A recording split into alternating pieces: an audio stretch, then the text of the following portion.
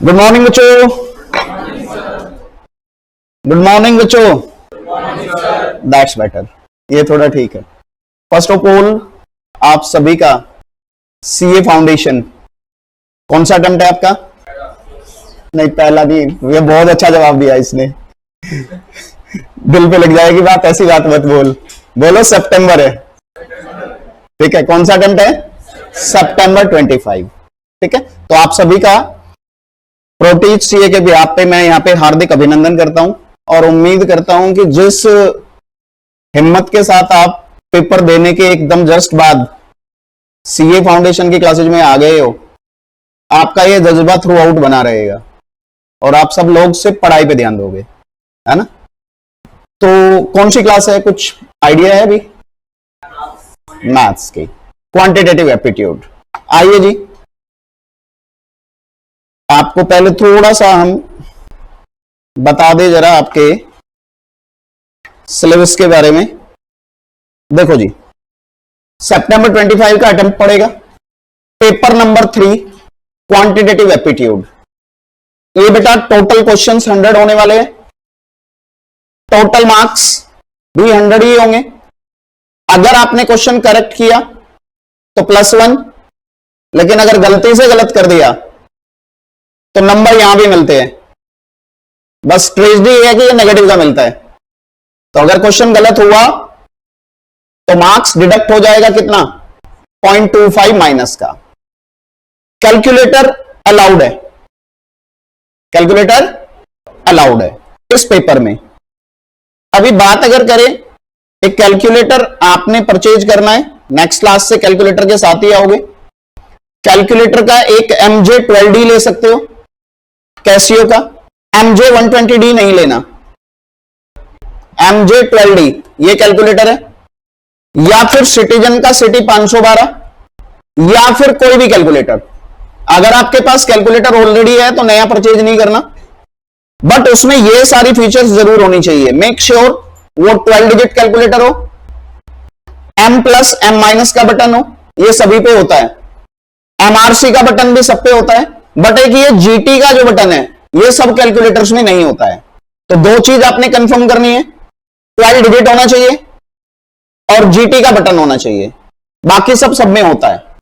एक कैलकुलेटर ऐसा आता है जिसमें टैक्स भी होता है, टैक्स वाला आपको अलाउड नहीं होगा तो वो नहीं लेना, वो नेक्स्ट जब आप पहुंचोगे सीए इंटरमीडिएट में तो वहां पे आप वो परचेज कर सकते हो। तो विदाउट टैक्स वाला ही लेना है, ठीक है। अब देखो जी, पासिंग क्राइटेरिया आई थिंक आपको मालूम होगा। 4 सब्जेक्ट होते हैं आपके, 4 पेपर है, हर सब्जेक्ट में 40 मार्क्स का आना जरूरी है इंडिविजुअली, बट सिर्फ इंडिविजुअली सब में 40 मार्क्स आने से काम नहीं चलेगा। आपको एग्रीगेट 50% चाहिए, सब में 40-40 और टोटल मिला के कम से कम 200, तभी पास डिक्लेयर होता है, ठीक है। एक बात और, ये जो पेपर है आपका पेपर नंबर 3, ये MCQ पेपर है, और जितने भी MCQ पेपर यहां पे सीए फाउंडेशन में 2 MCQ है, 2 डिस्क्रिप्टिव है। MCQ पेपर जो होता है वो 2 आवर का होता है, यानी कि ये 100 क्वेश्चन आपको कितनी देर में अटेम्प्ट करने हैं जी? 2 आवर्स में। डिस्क्रिप्टिव पेपर जो होता है वो 3 आवर्स का होता है। डिस्क्रिप्टिव में 15 मिनट्स का आपको रीडिंग टाइम मिलता है, MCQ में कोई रीडिंग टाइम नहीं होता। तो ये हमने थोड़ा सा आपको डिस्कशन की अभी कि क्या क्या हमें चाहिए, क्या पासिंग क्राइटेरिया है। इसके बाद में हम बात करेंगे जी अभी आपके सिलेबस के बारे में। एक बार 5-7 मिनट सिलेबस के ऊपर लगाएंगे। 3 सेक्शन में पेपर होता है बेटा। सेक्शन ए मैथमेटिक्स का पोर्शन है, 40 मार्क्स इसकी वेटेज होती है। और सिलेबस क्या क्या है? फर्स्ट चैप्टर है ratio, proportion, surds, indices and logarithm. ये कभी लोअर क्लासेज में आपने पढ़ा होगा, ठीक है। Ratio, proportion, shirts and indices, logarithm. दूसरी बात करते हैं, एक चैप्टर है इक्वेशंस। कौन सा चैप्टर है? इक्वेशंस। इक्वेशंस में हमने पढ़ना है लीनियर, क्वाड्रेटिक, क्यूबिक, ये 3 इक्वेशंस पढ़ेंगे। नेक्स्ट चैप्टर आता है लीनियर इनइक्वालिटी। अच्छा हाँ, एक बात पूछना भूल गया, आप में से ऐसे कौन कौन से बच्चे हैं जो मैथ्स बैकग्राउंड के नहीं है? ठीक है, 1 2 3 4 5 6, ठीक है, चलो गुड। बच्चे कह रहे हैं सर हमने तो मैथ्स पढ़ा नहीं था, हमारे तो दिल की धड़कनें ऐसे दौड़ रही है जैसे रेलगाड़ी का इंजन दौड़ता है। आप कह रहे हो कोई बात नहीं है ना। थोड़ी देर में अपने क्वेश्चन को हल्का सा चेंज कर देता हूं। ऐसे कौन कौन बच्चे हैं जिनके पास मैथ्स था बट वो मैथ्स में गरीब थे? मैथ्स में गरीब होने का मतलब इन द सेंस होते हुए भी ना के बराबर। तो देखो अब संख्या बढ़ती जा रही है। तो मतलब अगर अभी 25 बच्चे बैठे हैं तो 25 में से ऑलमोस्ट 60% ऐसे हो गए हैं या तो मैथ्स नहीं था या मैथ्स में गरीब थे। ठीक है, तो आज से पहली बात, एक बात मैं हमेशा समझ के पढ़ाता हूं कि भैया ये बच्चा जो आया मेरे पास, जिसके पास मैथ्स था बढ़िया, जिसके पास नहीं था तो भी बढ़िया, और जो मैथ्स में गरीब था तो भी बढ़िया। रीजन बिंग दैट कि मैं हर चैप्टर बिल्कुल स्क्रैच से ही पढ़ाऊंगा, बिल्कुल बेसिक से शुरू करूंगा। और मैं सबको ये बोलूंगा कि आपको किसी को भी मैथ्स से, जो किसी को भी मैथ्स का फोबिया है, आपको डरने की जरूरत नहीं है। मेरा पहला मोटिव होगा कि मैथ्स में अगर कोई डरता भी है तो उसका डर निकल जाए। समझे मेरी बात? और देखो होता क्या है, दुनिया की एक रीत चली आई है कि डरने वाले को 2 चांटे एक्स्ट्रा लगते हैं। लगते हैं या नहीं? जो डरेगा कुछ भी नहीं करेगा, सामने वाला मारता जा रहा है और वो चुपचाप से खड़ा है, तो फिर तो 2 चांटे एक्स्ट्रा ही पड़ेंगे ना। रिटेलेट नहीं करेगा, अपोज नहीं करेगा, तो फिर तो पिटता ही रहेगा ना। तो पहली बात तो ये, आज से डरना मना है। बस आपको क्या करना है, जितना मैं कराऊं उतना करना है ईमानदारी से। ठीक है, अब इसके बाद में हम सिलेबस की बात कर रहे थे, ये भी बात हो गई। अब देखो जी, एक चैप्टर है आपके पास मैथमेटिक्स ऑफ फाइनेंस, सबसे इंपॉर्टेंट चैप्टर है ये मैथ्स का। 40 में से 15 नंबर का ये चैप्टर है, यानी कि बाकी बचे 25। और ये 15 नंबर ऐसे है ये हर बच्चा कर लेता है, क्योंकि इसमें सिंपल इंटरेस्ट है, इसमें कंपाउंड इंटरेस्ट है, और एक नया टॉपिक है एन्युटी। और ये चैप्टर सिर्फ सीए फाउंडेशन में काम नहीं आएगा, ये चैप्टर पूरी सीए जर्नी में काम आएगा। आगे भी आप इंटरमीडिएट में जाओगे, जहां जहां फाइनेंस पढ़ोगे वहां वहां इस चैप्टर का यूज है। और मैं आपको यहीं पे फाउंडेशन में इतना स्ट्रॉन्ग कर दूंगा इस चैप्टर में कि फिर आप फाइनेंस किसी से भी पढ़ो, आपको बड़े इजीली समझ आएगा। समझ आई बात? तो देखो 40 में से 15 नंबर है बेटा, ये 40 में से 15 कौन सा चैप्टर? Mathematics of finance. इसके बाद में एक चैप्टर आता है परम्यूटेशन एंड कॉम्बिनेशन। फिर एक चैप्टर है सीक्वेंस एंड सीरीज, इसको आप एपीजीपी के नाम से ज्यादा जानते हो। इसके बाद में एक चैप्टर आता है सेट रिलेशन एंड फंक्शन। और फिर इसके बाद में मैथ्स में 2 भूत होते हैं, एक छोटा भूत एक बड़ा भूत। बड़ा भूत होता है ट्रिग्नोमेट्री, जहां जहां ट्रिग्नोमेट्री आई वहां वहां समस्या क्रिएट होनी शुरू हो गई। और फिर उसके बाद में एक सबसे बड़ा भूत आता है कैलकुलस, है ना। और उसमें भी अगर सबसे बड़े भूत से भी कोई दूसरा भूत हो सकता है तो वो आता है इंटीग्रल कैलकुलस। तो अब ध्यान से सुनोगे आप, अगर मैं कैलकुलस की बात करता हूं यहां पे, कैलकुलस का मतलब डिफरेंशिएशन इंटीग्रेशन, सिर्फ बेसिक वाला है सिलेबस में। ट्रिग्नोमेट्री, इनवर्स ट्रिग्नोमेट्री के दर्शन आपको होंगे ही नहीं पूरे सीए फाउंडेशन में। साइन कोस टेन गए जमाने की बात है, वो हमने पढ़ना ही नहीं है, वो सिलेबस में ही नहीं है। तो देखो हल्की हल्की मुस्कान आपके चेहरे पे आने लगी कि चलो पीछा छूटा, जान छूटी, ट्रिग्नोमेट्री तो नहीं पढ़नी पड़ेगी। समझे बात? अब इसके बाद आगे बढ़ते हैं, डिफरेंशिएशन और इंटीग्रेशन का सिर्फ बेसिक पढ़ना है। इसके बाद में नेक्स्ट हमने पढ़ना है इसमें क्या, एप्लीकेशंस भी पढ़नी है। 12th क्लास में जो बच्चे मैथ्स पढ़ के आए हैं वो पूरे परेशान रहते थे पूरे साल, मैक्सिमम मिनिमम में, इंक्रीजिंग डिक्रीजिंग में, सिलेंडर के अंदर कौन आ गया, कौन के अंदर सिलेंडर आ गया, स्फीयर के अंदर सिलेंडर आ गया, है ना। मैक्सिमम करना है, मिनिमम करना है, कौन सा डेरिवेटिव टेस्ट लगाऊं, वो यहां हम करेंगे ही नहीं। एप्लीकेशंस आपके पास सिर्फ कौन सी है, इकोनॉमिक्स वाले। हम कॉस्ट के बारे में पढ़ेंगे, हम एवरेज कॉस्ट के बारे में करेंगे, हम प्रॉफिट के बारे में पढ़ेंगे, हम ब्रेक इवन पॉइंट पढ़ेंगे, हम मार्जिनल कॉस्ट पढ़ेंगे, हम मार्जिनल रेवेन्यू पढ़ेंगे, हम एवरेज रेवेन्यू पढ़ेंगे। कब कब ये मैक्सिमम हो सकते हैं, कॉस्ट को मिनिमम करना, प्रॉफिट को मैक्सिमम करना, ये सारी चीजें हम यहां पे पढ़ेंगे मैथ्स के थ्रू। किसके थ्रू पढ़ना है? मैथ्स के थ्रू पढ़ना है एप्लीकेशंस में। इंक्रीजिंग डिक्रीजिंग नहीं है, मैक्सिमम मिनिमा का सिर्फ बेसिक है, क्योंकि जब भी मैं मैक्सिमम मिनिमा की बात करूंगा, जब भी मैं मैक्सिमाइजेशन या मिनिमाइजेशन करूंगा, उसकी जरूरत तो मुझे पड़ेगी। तो एप्लीकेशन में भी बड़ा ही सिंपल वाला पार्ट है। इसके बाद में नेक्स्ट आता है एक चैप्टर हमारे पास, लिमिट्स एंड कंटिन्यूटी। कौन सा चैप्टर आता है? Limits and continuity. तो हमारे पास मैथमेटिक्स वाले पार्ट में 9 चैप्टर्स है। कितने चैप्टर्स हैं? 9। मार्क्स कितने हैं? 40। क्वेश्चन भी कितने हैं? 40। मैथ्स वाले पोर्शन में 40 है। अभी इसके बाद में हम आगे पढ़ते हैं और आपको जरा बताते हैं, स्टैटिस्टिक्स सेकंड पोर्शन है हमारा। स्टैटिस्टिक्स में भी क्या है जी? 40 मार्क्स। पहला चैप्टर है statistical description of data and sampling theory, यानी कि ये हमारा थ्योरी चैप्टर है पूरा। फिर हमारे पास आता है measures of central tendency and dispersion, फिर आता है कोरिलेशन एंड रिग्रेशन, फिर आता है इंडेक्स नंबर।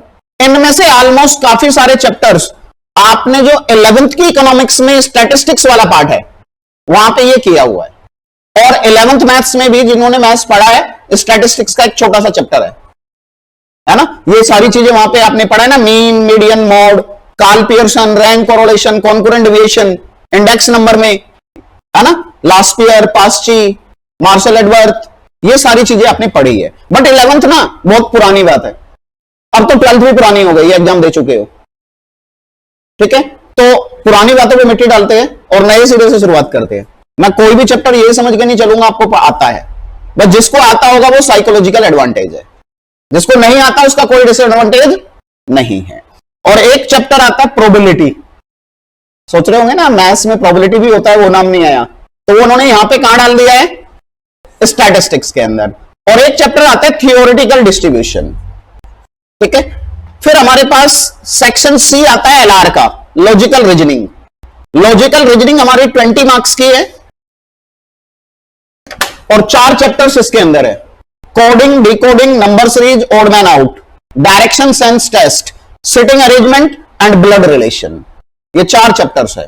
तो अगर हम देखें तो 9 चैप्टर मैथ्स में हो गए, 6 चैप्टर हमारे होंगे स्टैटिस्टिक्स में और 4 चैप्टर हमारे हो गए एलआर में। तो इन ऑल अगर देखा जाए तो हमारे टोटल चैप्टर्स हुए 19, और इन 19 चैप्टर्स में से 100 क्वेश्चंस आने हैं, ठीक है। अब बेटा 2-3 बातें और है, फिर उसके बाद हम टॉपिक शुरू कर देंगे। पहली क्लास में ये बताना जरूरी है। सबसे पहली बात देखो, मैं ना ग्रुपिंग कोचिंग को हमेशा बेस्ट मानता हूं। इंडिविजुअल कोचिंग वो स्टूडेंट के लिए भी खराब होती है, टीचर के लिए भी खराब होती है, क्योंकि अकेला बच्चा, कई बच्चे कहते हैं ना मैं होम ट्यूशन पढ़ने में इंटरेस्टेड हूं, मैं होम ट्यूशन पढ़ूंगा। वो अकेले बच्चे के लिए क्यों खराब है? क्योंकि कंपटीशन नहीं है। और टीचर के लिए क्यों खराब है? टीचर के लिए खराब ये है कि अगर बच्चा कम पढ़ने वाला है तो दिक्कत, ज्यादा पढ़ने वाला है तो वो अच्छी बात है उसके लिए, है ना। दोनों के लिए खराब होता है, क्योंकि कंपटीशन हमेशा चाहिए, टीचर को भी चाहिए, और ऐसा नहीं होता स्टूडेंट को ही अच्छा टीचर चाहिए, टीचर को भी अच्छा स्टूडेंट चाहिए। दोनों एक दूसरे के कॉम्प्लीमेंट्री है, उसी से बनता है। अच्छा, ग्रुप कोचिंग लेकिन किन के लिए बढ़िया है? ग्रुप कोचिंग से उनके लिए बढ़िया है, आज से अपने अंदर एक क्वालिटी जरूर ले आओ, सेल्फिश बन जाओ। एज ए पर्सन सेल्फिश होना अच्छी बात नहीं है, लेकिन एज ए स्टूडेंट आपको हमेशा सेल्फिश होना चाहिए। किस सेंस में? बच्चा सोचता है दूसरे तरीके से, आज 25 बच्चे बैठे, कल 50 भी होंगे, तो बच्चा सोचता है अगर उसे कोई बात समझ नहीं आई कि इन सबको तो समझ आ गया, सारे सुपर इंटेलिजेंट है, इन सब में अकेला नालायक मैं बैठा हूं, बस मुझे समझ नहीं आया। अगर मैं सर से पूछूंगा तो ये बच्चे क्या सोचेंगे? दूसरे, इतना ही समझ नहीं आया इसको। तो आपको क्या समझना है? इसको भी पॉजिटिव लेना है। कैसे? बोलो कि भाई देखो ऐसा है, जब मुझे समझ नहीं आया तो इन्हें भी नहीं आया होगा। अब मैं तो सेल्फिश भी हूं और थोड़ा हिम्मत वाला भी हूं, मैं पूछ लेता हूं, इन सब का भी भला हो जाएगा। This is the positive thinking, कि अगर आपको समझ नहीं आया तो आपको पूछना जरूर है, ठीक है। एक पहली बात ये। दूसरी बात ये, मैथ्स में ना 2 बातों की इंपॉर्टेंस है, हम उन पे दोनों पे कॉन्सेंट्रेट करेंगे, कॉन्सेप्ट तो आना ही चाहिए, नो रटाफिकेशन। दूसरी बात, शॉर्टकट ट्रिक्स। मैथ्स में शॉर्टकट ट्रिक्स, नॉर्मली मैं इनको ट्रिक्स नहीं बोलता, मैं इनको जुगाड़ बोलता हूं, ठीक है। तो मैथ्स में हमारे जुगाड़ बहुत चलेंगे, ठीक है। आप पूरे पूरे पेज का क्वेश्चन सेकंड में खत्म कर दोगे। तो शॉर्टकट्स आपको बहुत सारे बताए जाएंगे। कैलकुलेटर ट्रिक्स आपको बताई जाएगी कि कैलकुलेटर पे पूरा का पूरा क्वेश्चन कैसे आप कर पाओ। आप पेन नीचे ही मत रखो। लेकिन होता क्या है बेटा, जैसे जैसे चैप्टर बढ़ते जाते हैं ना, शॉर्टकट्स बढ़ते जाते हैं। तो फिर लास्ट में जाके क्या होता है, बच्चा आता है मेरे पास, सर जी, मैंने कहा हाँ बताओ, एक काम था। मैंने कहा बोलो। सर इन शॉर्टकट को लर्न करने की भी कोई शॉर्टकट बता दो। तो उसका शॉर्टकट आज ही बता रहा हूं फर्स्ट क्लास में। आपने आज एक रजिस्टर लेके आए हो ना, एक कॉपी और लेनी है जिसमें कम से कम 100 पेज हो, कम से कम 100 पेज बिल्कुल अलग से, ठीक है। इस कॉपी में आपको सिर्फ क्या लिखना है, आपको इसमें जितनी मैं प्रॉपर्टी बताऊं वो, कॉन्सेप्ट और शॉर्टकट, इस कॉपी में सिर्फ ये 3 बातें लिखनी है। फिर ये कॉपी आपके लिए ना जादू का काम करेगी। क्योंकि जब हम एग्जाम से पहले 1.5 दिन होता है ना, और यह एग्जाम करीब आ रहा होता है, तो मोटी मोटी बुक्स ना हमें डराती है, तो उनको आप नहीं पढ़ पाओगे, दिक्कत होती है। तो ये अगर आपने शॉर्टकट कॉपी बना ली तो फिर ये मैजिक का काम करेगी, आपको कुछ करने की जरूरत ही नहीं है। और फिर हम अब लेटर ऑन बताएंगे कि आपको कुछ भी नहीं करना, दिन में आधा घंटा फिक्स कर लेना है कोई भी टाइम, कि इस कॉपी को सिर्फ रीड करना है, कुछ नहीं करना, सिर्फ रीड करो। आपने 5 बार जहां रीड किया वो आपकी जुबान पे अपने आप ही चढ़ जाएगी चीजें। स्टडी का बेस्ट वे होता है कि आपको ज्यादा कुछ नहीं करना, लेके नहीं बैठना, आधा घंटा दे दो, रीड करते जाओ। जहां पे 5-10 बार रीड किया आपको चीजें याद हो जाती है, ठीक है। तो कॉपी जरूर बनानी है। इसमें भी बच्चे गड़बड़ी करते हैं, बनाते ही नहीं है पूरे साल, हाईलाइट करते रहते हैं उसी रजिस्टर में। कॉपी बनाने के 2 फायदे हैं। पहला फायदा, अगर बाई चांस आपका लक इतना खराब है आपका रजिस्टर ही खो गया, मेरे पास ऐसे बच्चे बहुत सारे आते हैं एग्जाम से पहले, सर रजिस्टर खो गया। मैंने कहा छोटी कॉपी तो होगी, वो तो बनाई ही नहीं, ठीक है। तो कॉपी जरूर बनानी है। तो चलिए ये बातें हो गई, बातें होती रहेगी, अब स्टार्ट कर लेते, ठीक है। और आपको पॉजिटिव रहना है। स्टार्ट कर रहे हैं, लिखेगा अभी कोई भी, पहले समझने पे ध्यान देगा। हम आज स्टार्ट करेंगे, टॉपिक है आपका रेशो एंड प्रपोर्शन। तो मेरे प्यारे बच्चों, सबसे पहले मैं रेशो की बात करूंगा। 1 मिनट लिखना नहीं है अभी आपने, पहले मैं रेशो की बात करूंगा। तो देखो जी, मैथ्स तो कुछ बच्चे पढ़ते हैं, कुछ नहीं पढ़ते हैं, लेकिन कॉमर्स में अकाउंट्स तो पढ़ोगे ही। अकाउंट्स तो आप पढ़ के ही आए हो, और अकाउंट्स में एक चैप्टर है पार्टनरशिप। पार्टनरशिप आपने पढ़ा ही है। तो पार्टनरशिप में आप क्या करते थे बेटा, आप कहते थे भाई 2 पार्टनर है या 3 पार्टनर है या 4 पार्टनर है, उन्होंने इन्वेस्ट किया है इस रेशो में, या उनका प्रॉफिट शेयरिंग रेशो ये है, या शायद उसमें एक गुडविल भी होती है, काफी सारी चीजें होती है ना। अकाउंट्स के बारे में मैं तो एक ही चीज मानता हूं कि उसमें लाइनें खींची जाती है, पता नहीं उस लाइन के अंदर क्या लिखते हैं, तो वो लेटर ऑन डिस्कस करेंगे। तो रेशो के बारे में थोड़ा बहुत तो पढ़ के आए हो कि रेशो का मतलब क्या है, बट मैथमेटिकली रेशो क्या होता है हमने तो वो सीखना है। मैंने बोला ना, पीछे की सारी बातें भूल जाओ, जितना याद है बढ़िया, नहीं भी है तो कोई दिक्कत नहीं है। तो देखो रेशो होता क्या है, 2 या 2 से ज्यादा टर्म्स को अगर मुझे कंपेयर करना है, 2 या 2 से ज्यादा टर्म्स को क्या करना है, कंपेयर। अभी भी ये अधूरी बात है। मैं अगर बोलूं मुझे 2 टर्म की कंपैरिजन करनी है तो ये कहीं ना कहीं गलत है। कंपैरिजन भी मुझे किसका करना है, कंपैरिजन भी मुझे करना है लाइक टर्म का। कौन सी टर्म्स का, लाइक टर्म्स का। जैसे कि अगर मैं बोलूं कि एक की हाइट है तो दूसरे की भी हाइट हो, एक का वेट है तो दूसरे का भी वेट हो, एक की लेंथ है तो दूसरे की भी लेंथ, एक की हाइट है तो दूसरे की भी हाइट। अगर इनकम है, पहले पर्सन की अगर 1 साल की है तो दूसरे की भी 1 साल की हो, अगर पहले पर्सन की 6 महीने की है तो दूसरे की भी 6 महीने की हो, ऐसे कंपैरिजन होता है। अब आप बोलोगे कि सर जी बचपन में हमने एक चैप्टर पढ़ा था, कहते थे एक रेक्टेंगल है, उसकी लेंथ और ब्रेथ का रेशो ये है। सर वो तो लेंथ है और एक ब्रेथ है, रेशो तो वहां भी निकल रहा है। तो अभी भी मैंने पूरी बात नहीं बोली, मैं अब बोलूंगा। या तो लाइक टर्म होनी चाहिए और या फिर उनकी यूनिट सेम होनी चाहिए, तभी कंपैरिजन होता है। तो बोलो मुझे जरा, कब कब कंपेयर हो सकता है? या तो लाइक हो, और लाइक नहीं है तो उन दोनों की यूनिट सेम हो, जैसे लेंथ भी सेंटीमीटर में और ब्रेथ भी, तो भी रेशो निकल जाएगा। मेरी बात समझ में आई?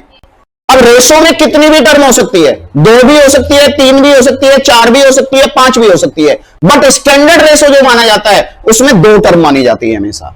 स्टैंडर्ड रेशो में कितनी मानी जाती है? 2 टर्म। तो अब मैं लिखूंगा आप, और उन 2 टर्म में से जो पहली टर्म होती है उसको एंटीसीडेंट कहते हैं, और जो दूसरी टर्म होती है उसको कॉन्सिक्वेंट कहते हैं। ठीक है, अब आप मेरे साथ साथ लिखना, और कहीं बात समझ नहीं आए तो पूछोगे। Ratio is used to compare 2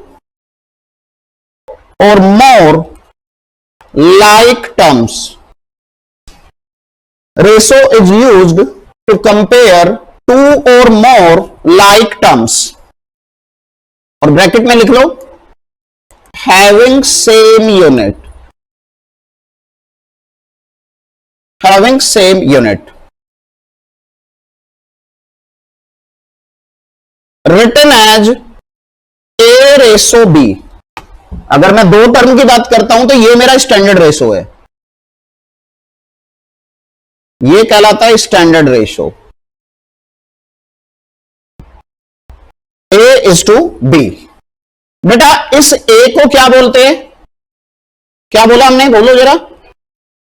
antecedent. और इस B को क्या बोलते हैं? कॉन्सिक्वेंट। और एक्चुअल में इस A:B का मतलब A/B से ही होता है। A:B का मतलब क्या होता है बेटा? A को डिवाइड कर दो किससे? B से। बट देखो इस A को क्या बोलते थे आप? न्यूमरेटर। इस B को क्या बोलते थे? डिनोमिनेटर। यानी कि न्यूमरेटर की जगह पे कौन आ गया? एंटीसीडेंट। और डिनोमिनेटर की जगह पे कौन आ गया? कॉन्सिक्वेंट। बात समझ में आई यहां तक? और हां, एक चीज और याद रखनी है, अगर किसी को कोई समझ ना आए बात, तो चाहे आज फर्स्ट क्लास और चाहे लास्ट क्लास में जाते जाते लास्ट क्लास तक वो जरूर पूछना है, सेल्फिश हो जाना है। ठीक है, बात समझ में आ गई? चलो डन। बच्चों सबने लिख लिया इतना?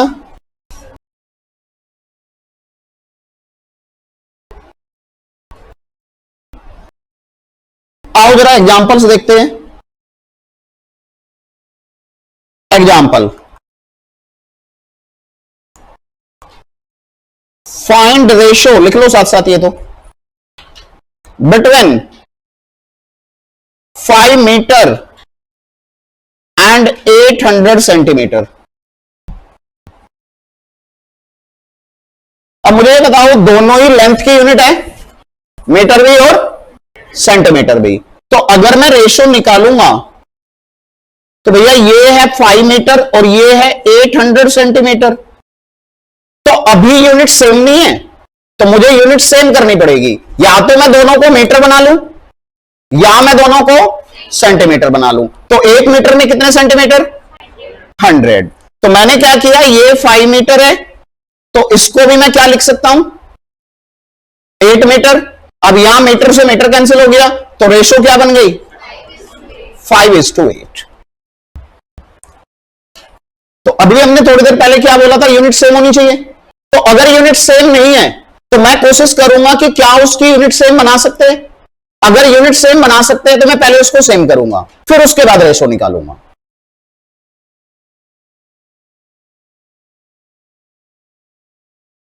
बात समझ में आई बेटा? यस और नो? किस किस को समझ आ गई? Please raise your hand. ठीक है, गुड। चलो जी, अब लिख लिया ना? नेक्स्ट एग्जांपल की तरफ बढ़ते हैं।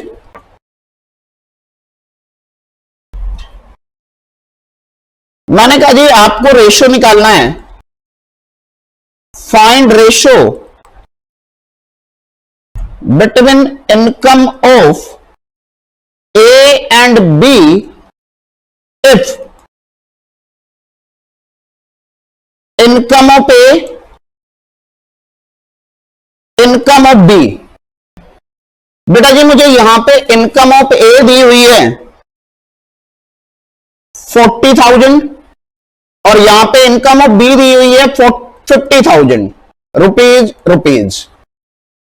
अब मुझे इन दोनों का रेशो निकालना है। अब देखो एक बात सुनो बेटा, मुझे इन्होंने बोला इनकम ऑफ ए 40,000 है, इनकम ऑफ बी 50,000 है। अब मुझे ये तो नहीं बताया कि ये इनकम इनकी 1 महीने की है, ये इनकम इनकी 1 दिन की है, ये इनकम इनकी 1 साल की है, ऐसा तो नहीं बोला, या बोला है कहीं? नहीं बोला। तो अगर कुछ ना बोले तो मैं मान के चलूंगा दोनों ऑलरेडी आइडेंटिकल ही है। अगर इसकी 1 महीने की मानूंगा तो इसकी भी, अगर ये इसकी 1 साल की है तो इसकी भी। तो जब तक वो टाइम डिफरेंट ना दे तब तक मैं वो टाइम सेम ही मान लूंगा और विदाउट एनी टेंशन रेशो निकाल दूंगा। तो मुझे बताओ रेशो कैसे निकलेगा फिर? 40,000 डिवाइडेड बाई, अब ये कैंसिल होकर रेशो क्या आ गई? 4:5। ठीक है जी, बात समझ में आ रही है? अरे यस और नो तो बोलो, ऐसी क्या दुश्मनी है? अभी सब कुछ इजी लग रहा होगा ना, तो सोच रहे होंगे सर ऐसी ऐसी चीजें क्यों पढ़ा रहे हैं। तो इजी से ही तो डिफिकल्ट की तरफ जाएंगे, समझे बात? धीरे धीरे धीरे धीरे अभी 1-2 क्लास तो हमें आपको समझने में लग जाएगा, फिर उसके बाद बैच की पेस उसी के अकॉर्डिंग सेट करेंगे। लेकिन ये पक्का है कि जिस स्पीड पे बैच शुरू होगा ना, खत्म भी उसी स्पीड पे होगा। नॉर्मली टीचर्स पहले क्या करते हैं, पहले धीरे धीरे चलते हैं, पहले तो स्पीड रखते हैं बैलगाड़ी वाली, और जब लास्ट में जाके सिलेबस खत्म नहीं होते फिर उसको जंबो जेट बना देते हैं, है ना? ये तो गलत है ना। तो अगर हमें टाइम की जरूरत भी पड़ी ना तो हम स्पीड नहीं बढ़ाते, हम टाइम बढ़ाते हैं। समझे बात? टाइम उतना ही लगना है जितना लगेगा। चले आगे, आओ जरा। अब देखो बेटा, नेक्स्ट क्वेश्चन करने से पहले मैं आपको मैथ्स का एक बेसिक कॉन्सेप्ट बता रहा हूं, फिर मैं नेक्स्ट क्वेश्चन की तरफ आऊंगा। बेसिक कॉन्सेप्ट तो मैं छोटी से छोटी बात ही बता के चलूंगा। मैं कभी भी ये नहीं मानूंगा कि आपको आता है। मैं तो हमेशा मान के चलूंगा कि अगर 25 बच्चे बैठे हैं और 24 को आता है और 1 को नहीं आता, तो मेरे लिए वो 1 भी वैल्यू करता है। समझे बात? और मुझे क्या पता 25 में से 20 को ना आता हो, क्या पता बातें भूल गए हो। आज का एजुकेशन सिस्टम ही ऐसा है। अभी याद किया था, पेपर दिया था, 2 दिन बाद फिर भूल गए। तो चलो, हमें क्या सीखना है? डिवीजन ऑफ फ्रैक्शंस, फ्रैक्शंस का डिवीजन। पहली बात हमने कहा divide A by B by C by D. ठीक है, ए बाई बी को डिवाइड करना है किससे? तो बेटा हमेशा याद रखना, इसका मतलब ही होता है कि आप मल्टीप्लाई कर दो ए बाई बी को इस बाद वाले के रेसिप्रोकल से। तो मतलब ए बाई बी को सी बाई डी से डिवाइड करूं या ए बाई बी को डी बाई सी से मल्टीप्लाई करूं, बात तो किससे मल्टीप्लाई करना है? तो क्या हो जाएगा अगर इन दोनों की गुणा करूंगा? तो ए डी बाई, अरे बोलो ना, ए डी बाई कैसे? ऊपर ऊपर वाले गुना हो जाएंगे और नीचे नीचे वाले गुना हो जाएंगे। अब इसी का मैं सेकंड पॉइंट लिखना नहीं है, अभी समझ लो। पहले मैंने कहा यार डिवाइड करो ए बाई बी को सी से। तो अब तुम बताओ क्या मतलब है इसका?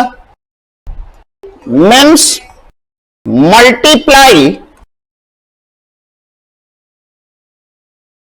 ए बाई बी बाई इस सी के रेसिप्रोकल से गुणा करेंगे। तो सी का रेसिप्रोकल क्या हो जाएगा? 1 बाई सी।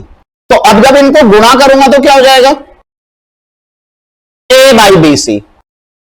अब मैं यहां पे आपको बोल रहा हूं कि मुझे डिवाइड करना है ए बाई बी बाई सी। ए को डिवाइड करना है किससे? बी बाई सी से, तो इसका मतलब क्या है, मल्टीप्लाई ए बाई, और जब इसको मल्टीप्लाई करूंगा तो क्या हो जाएगा, ए सी बाई बी। तो ये डिवीजन के रूल है, ये आपने जरूर याद रखने हैं। बात समझ में आई? देखो एक तो तरीका क्या होता है कि हम 2 क्लास लगाए बेसिक पे, लेकिन उसमें क्या होता है कि जिन बच्चों को आता है ना वो बोरियत में बैठा रहता है, और एक तरीका होता है जब जब जिस चीज की जरूरत पड़े वो करा दो। तो मैं उसी में बिलीव करता हूं कि जब मुझे जिस चीज की जरूरत पड़ेगी मैं तभी कराऊंगा। ठीक है, तो एक बार इसको लिखो फटाफट। ऊपर से तो नोट हो गया था ना बेटा सब बच्चों का?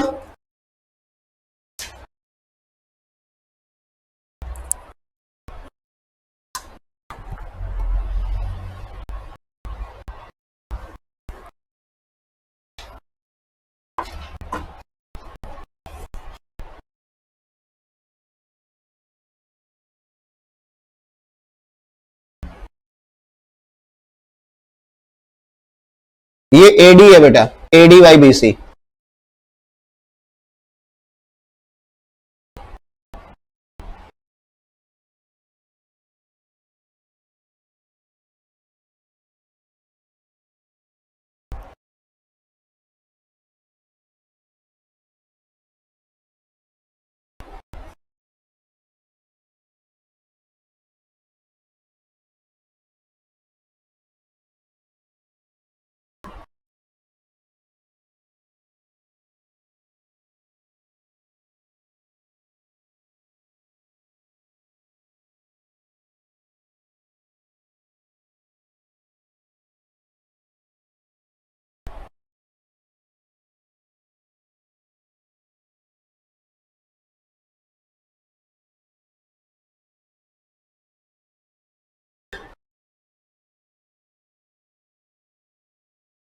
और एक बात और देखो, नॉन मैथ्स वालों को या कमजोर वालों को डरने की क्यों जरूरत नहीं है, क्योंकि चैप्टर तो 19 है, लेकिन इन 19 चैप्टर में ना टोटल सारे मिला के, मैथ्स स्टैट्स और एलआर के मिला के, इन चैप्टर में 19 में से 8 चैप्टर ऐसे हैं जिनमें से 70 मार्क्स कवर होते हैं, और वो 8 चैप्टर ऐसे उन्हें कोई भी कर सकता है। तो वो चैप्टर्स हम आपको बता के चलेंगे, लेकिन हमारा मोटिव ये होगा कि देखो जी, मार्क्स और पैसा ये आता हुआ किसी को बुरा नहीं लगता। मार्क्स ज्यादा आ जाए तो क्या बुरे है, और पैसे को तो सब क्या कहते हैं, आने दे भाई, जितना आ रहा है उतना आ जाए। तो मार्क्स भी तो वही चीज है। तो आप कम पे टारगेट कभी मत करो, आप ज्यादा टारगेट रखो, और ज्यादा आते हुए बुरे किसी को नहीं लगते। तो टारगेट ये होगा कि ईच एंड एवरी, कोई भी स्टूडेंट, ये मेरी गारंटी है, मैथ्स की वजह से नहीं रुकेगा, फाउंडेशन उसका मैथ्स की वजह से तो नहीं अटकेगा, ये बात कंफर्म है। ठीक है, और लगभग 28 साल तो हो ही गए हैं मुझे पढ़ाते हुए, और ये गारंटी मेरी आज तक तो फेल नहीं हुई। हाँ, अगर बच्चा ही कुछ ना करे तो देखो उसमें तो कोई कुछ नहीं कर सकता, है ना, समझे बात। बच्चे को इतनी तो मेहनत करनी पड़ेगी जितना हमने बोला है, बहुत ज्यादा नहीं। और जो ये बोलते हैं ना सीए बनने के लिए, या आपने देखे होंगे ना इंटरव्यूज आते हैं, वो कहते हैं सोशल मीडिया तो मैंने इतने दिन से नहीं टच किया, और मैं तो दिन में पता नहीं जी 12 घंटे पढ़ता था, 14 घंटे, 16 घंटे, कुछ तो कमाल ही कर देते हैं। वो तो कहते हैं मैं तो 18-20 घंटे पढ़ता था। अब जब भैया वो सक्सेसफुल हो गया है तो कुछ भी बोले उसकी तो दुनिया सुनेगी ना, सुनेगी या नहीं? तो लेकिन वो, मेरा तो ये मानना है कि वो एब्सोल्युटली झूठ बोलते हैं कि वो इतना पढ़ लेते हैं, नहीं होता ऐसा। जमाने के साथ तो चलना ही पड़ता है, नहीं तो वो पीछे छूट जाता है। ठीक है, तो पढ़ो, लेकिन रेगुलरिटी में पढ़ो।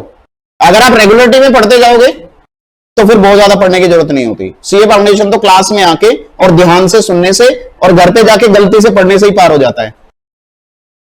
और ये ऐसी गलती है जो हम चाहेंगे तुम बार बार करो। कौन सी गलती? पढ़ने वाली गलती।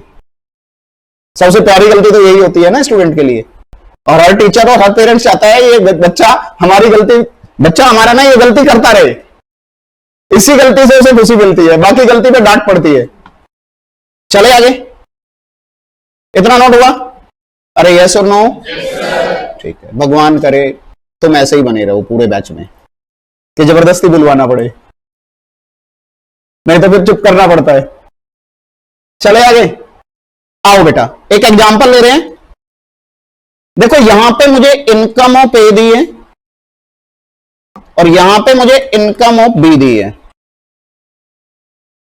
मुझे कहा बेटा इनकम ऑफ ए 4 लाख है और इनकम ऑफ बी मेरे पास ये 6 लाख है। लेकिन मुझे साथ में बोल दिया ये 4 लाख ऑफ 6 मंथ है और ये 6 लाख ऑफ 8 मंथ है। अब पहले मुझे ये बताओ कि मैं अगर डायरेक्टली ये 4 लाख और 6 लाख का रेशो निकाल दूं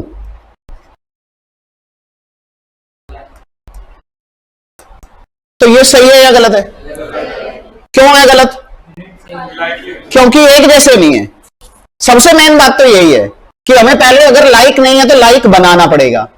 अब कोई कहता है चलो दोनों को 6 महीने का बना लेते हैं, कोई कहता है दोनों को 8 महीने का बना लेते हैं, कोई कहता है दोनों को 1 साल का बना लेते हैं, लेकिन सबसे आसान तो दोनों को 1 महीने का बनाने का है ना, हाँ या ना? तो इसका मतलब अगर मैं इसकी इनकम देखूं 1 महीने की तो ये हो गई 4 लाख बाई 6 और ये हो गई 6 लाख बाई 8, ये 1 मंथ की। और रेशो का मतलब क्या है जरा मुझे बताना? रेशो का मतलब है मैं इन दोनों को डिवाइड करूंगा और डिवाइड का मतलब क्या सिखाया है? मल्टीप्लाई करूंगा किससे? बाद वाले के रेसिप्रोकल से। बाद वाले के तो क्या हुआ मेरे प्यारे बच्चों? 4 लाख गुणा 8 डिवाइडेड बाई, ये सब कट गए। अब यहां पे देखा जाए तो कितना कैंसिल हो रहा है, तो कैंसिल कर लो। ये 6 तो नहीं कटेगा, ये कितना हो गया? 2 से कट गया, ये 3 आ गया, ये भी 2 से कट गया, ये 3 आ गया। कितना आ रहा है बेटा? 8:9। बाद में कैलकुलेटर पे भी सिखाएंगे कि अगर आप ऐसे कैंसिल नहीं करना चाहते तो कैलकुलेटर पे कैसे करेंगे। आज कैलकुलेटर नहीं है, नेक्स्ट क्लास में सबके पास आ जाएगा, तो नेक्स्ट क्लास से कैलकुलेटर पे भी करके दिखाएंगे ऐसे कि आप ये सब नहीं देखना चाहते, क्योंकि नंबर कई बार ऐसे होंगे कि उनको कैंसिल करना तुम्हारे लिए मुश्किल पड़ेगा। हम सोचते जा रहे हैं, इतना समय थोड़ा है। तो नेक्स्ट क्लास में पूरा का पूरा क्वेश्चन कैलकुलेटर पे भी करेंगे। समझे बात? यस और नो? किसी बच्चे को कोई दिक्कत? Please raise your hand. Clear है एक बार? इसमें बेटा बिल्कुल भी वो मत करना, एक्सरसाइज करो। ये तो फिर बाद में जब बच्चे ज्यादा हो जाएंगे, मैं 2 तरह से हैंड रेज कराता हूं। एक बार किस किस को समझ आ गया, फिर कई बार ऐसे होते हैं इतने हाथ खड़े होते हैं कि पता नहीं लगता वो बेचारे का हाथ नीचे ही है। फिर पूछता हूं अगर किसी को समझ नहीं आया तो वो भी अपना हैंड रेज कर सकता है। तो एक एक बच्चे की हम बिल्कुल इंडिविजुअल ध्यान रखेंगे, ठीक है? और बाद में जाके जरूरत महसूस होगी तो नॉन मैथ्स वालों के लिए अलग से कुछ लेक्चर्स भी लगेंगे। उनकी मदद करने के लिए हम तैयार है, लेकिन पहले उनको खुद की मदद कर रहे हैं। हालांकि जरूरत पड़ेगी नहीं, अगर वो सिर्फ पॉजिटिव होकर बैठे और घर पे अपना प्रॉपर काम करता रहे और यहां पे आके डाउट पूछता रहे। तरीका यही होगा। आज तो होमवर्क नहीं मिलेगा, लेकिन जिस दिन से होमवर्क मिलना स्टार्ट होगा नेक्स्ट क्लास में पहले डाउट, उसके बाद आगे बढ़ेंगे, ठीक है? चले आगे, आओ जरा। अरे नोट हो गया सबका?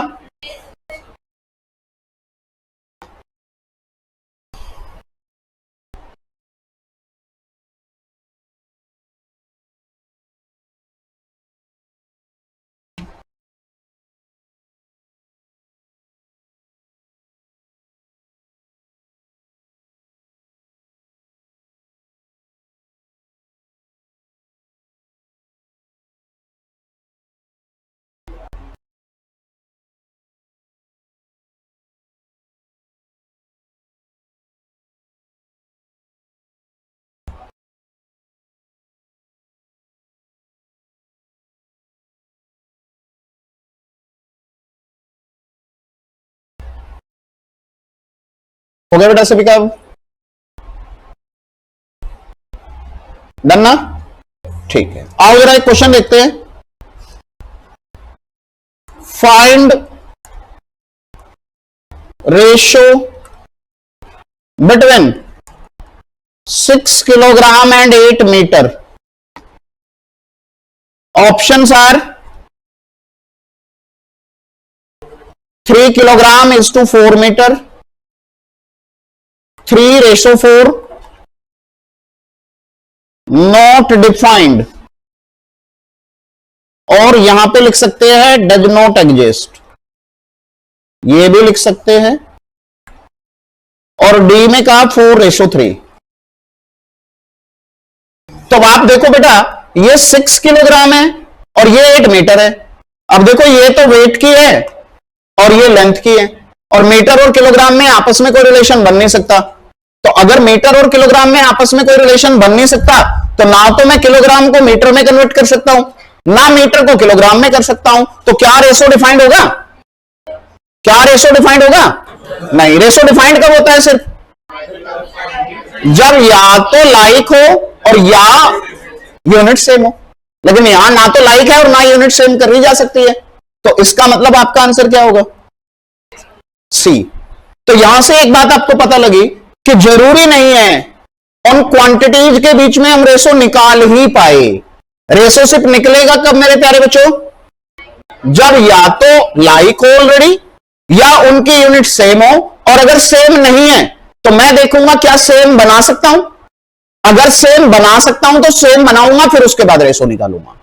बात समझ में आई? अब आगे बढ़े, आओ जरा एक बात समझो बेटा। अब हम ले रहे हैं कुछ important points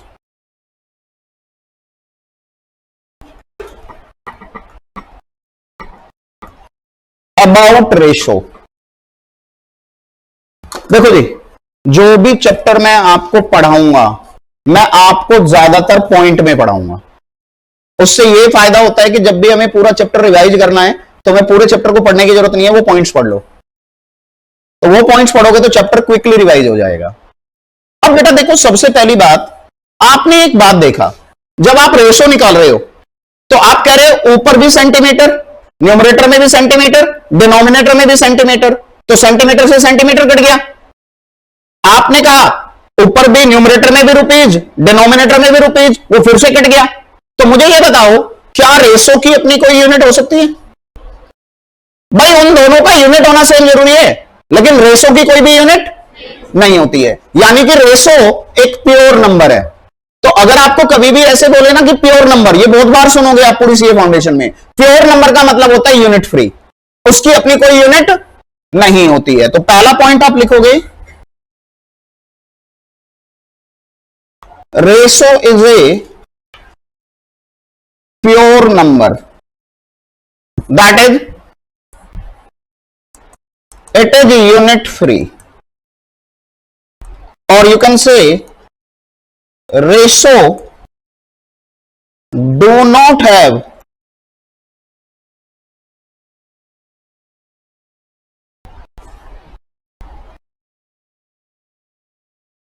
any unit, ratio की कोई भी यूनिट नहीं होती है।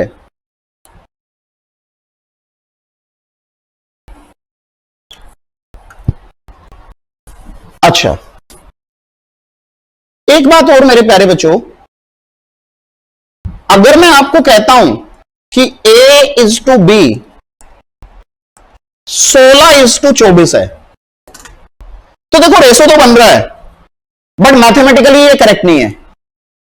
मैथमेटिकली रेशो क्या होता है पहले हम वो समझेंगे।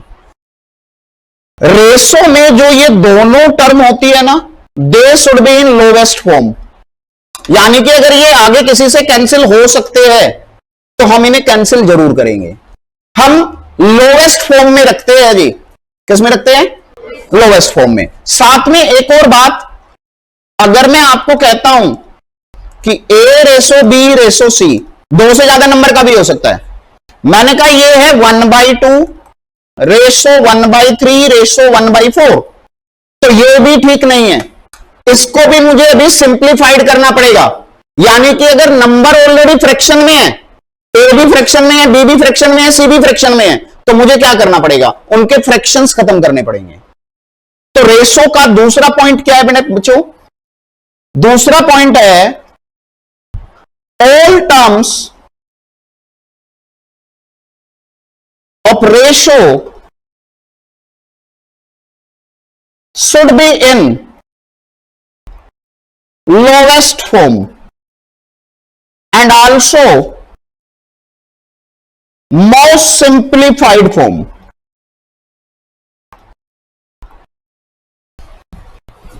Most simplified form. अब जरा देखते हैं एक बार, इतना लिख लो, फिर एक बार लिखना रोक दोगे, फिर हम आगे बढ़ेंगे।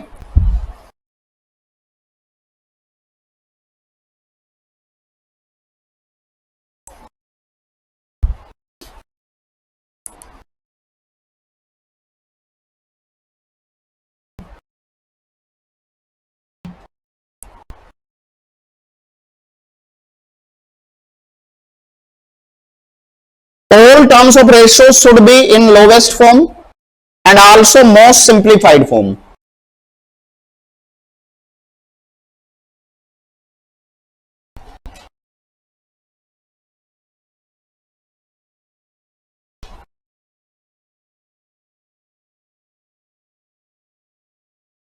लिख लिया बेटा?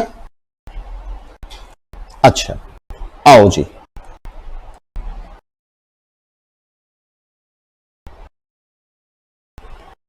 सबने लिखा? बचा दो नहीं किसी का? आओ जरा इसके बारे में बताओ मुझे तुम। अगर मैंने ये लिया था एग्जांपल, तो अभी तो आगे कैंसिल हो सकता है ना? किससे? 8 से हो रहा है, तो 8 से हो रहा है तो कितना हुआ? 2 तो मैथमेटिकली ये करेक्ट है। तो मैथमेटिकली हमें रेशो कैसे निकालना चाहिए?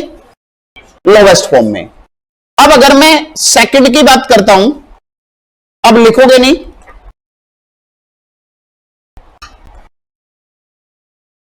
इसका मेथड 1। बेटा इसका अगर मुझे फ्रैक्शन खत्म करना है तो हम सबसे पहले क्या करेंगे? एलसीएम लेंगे डिनोमिनेटर का।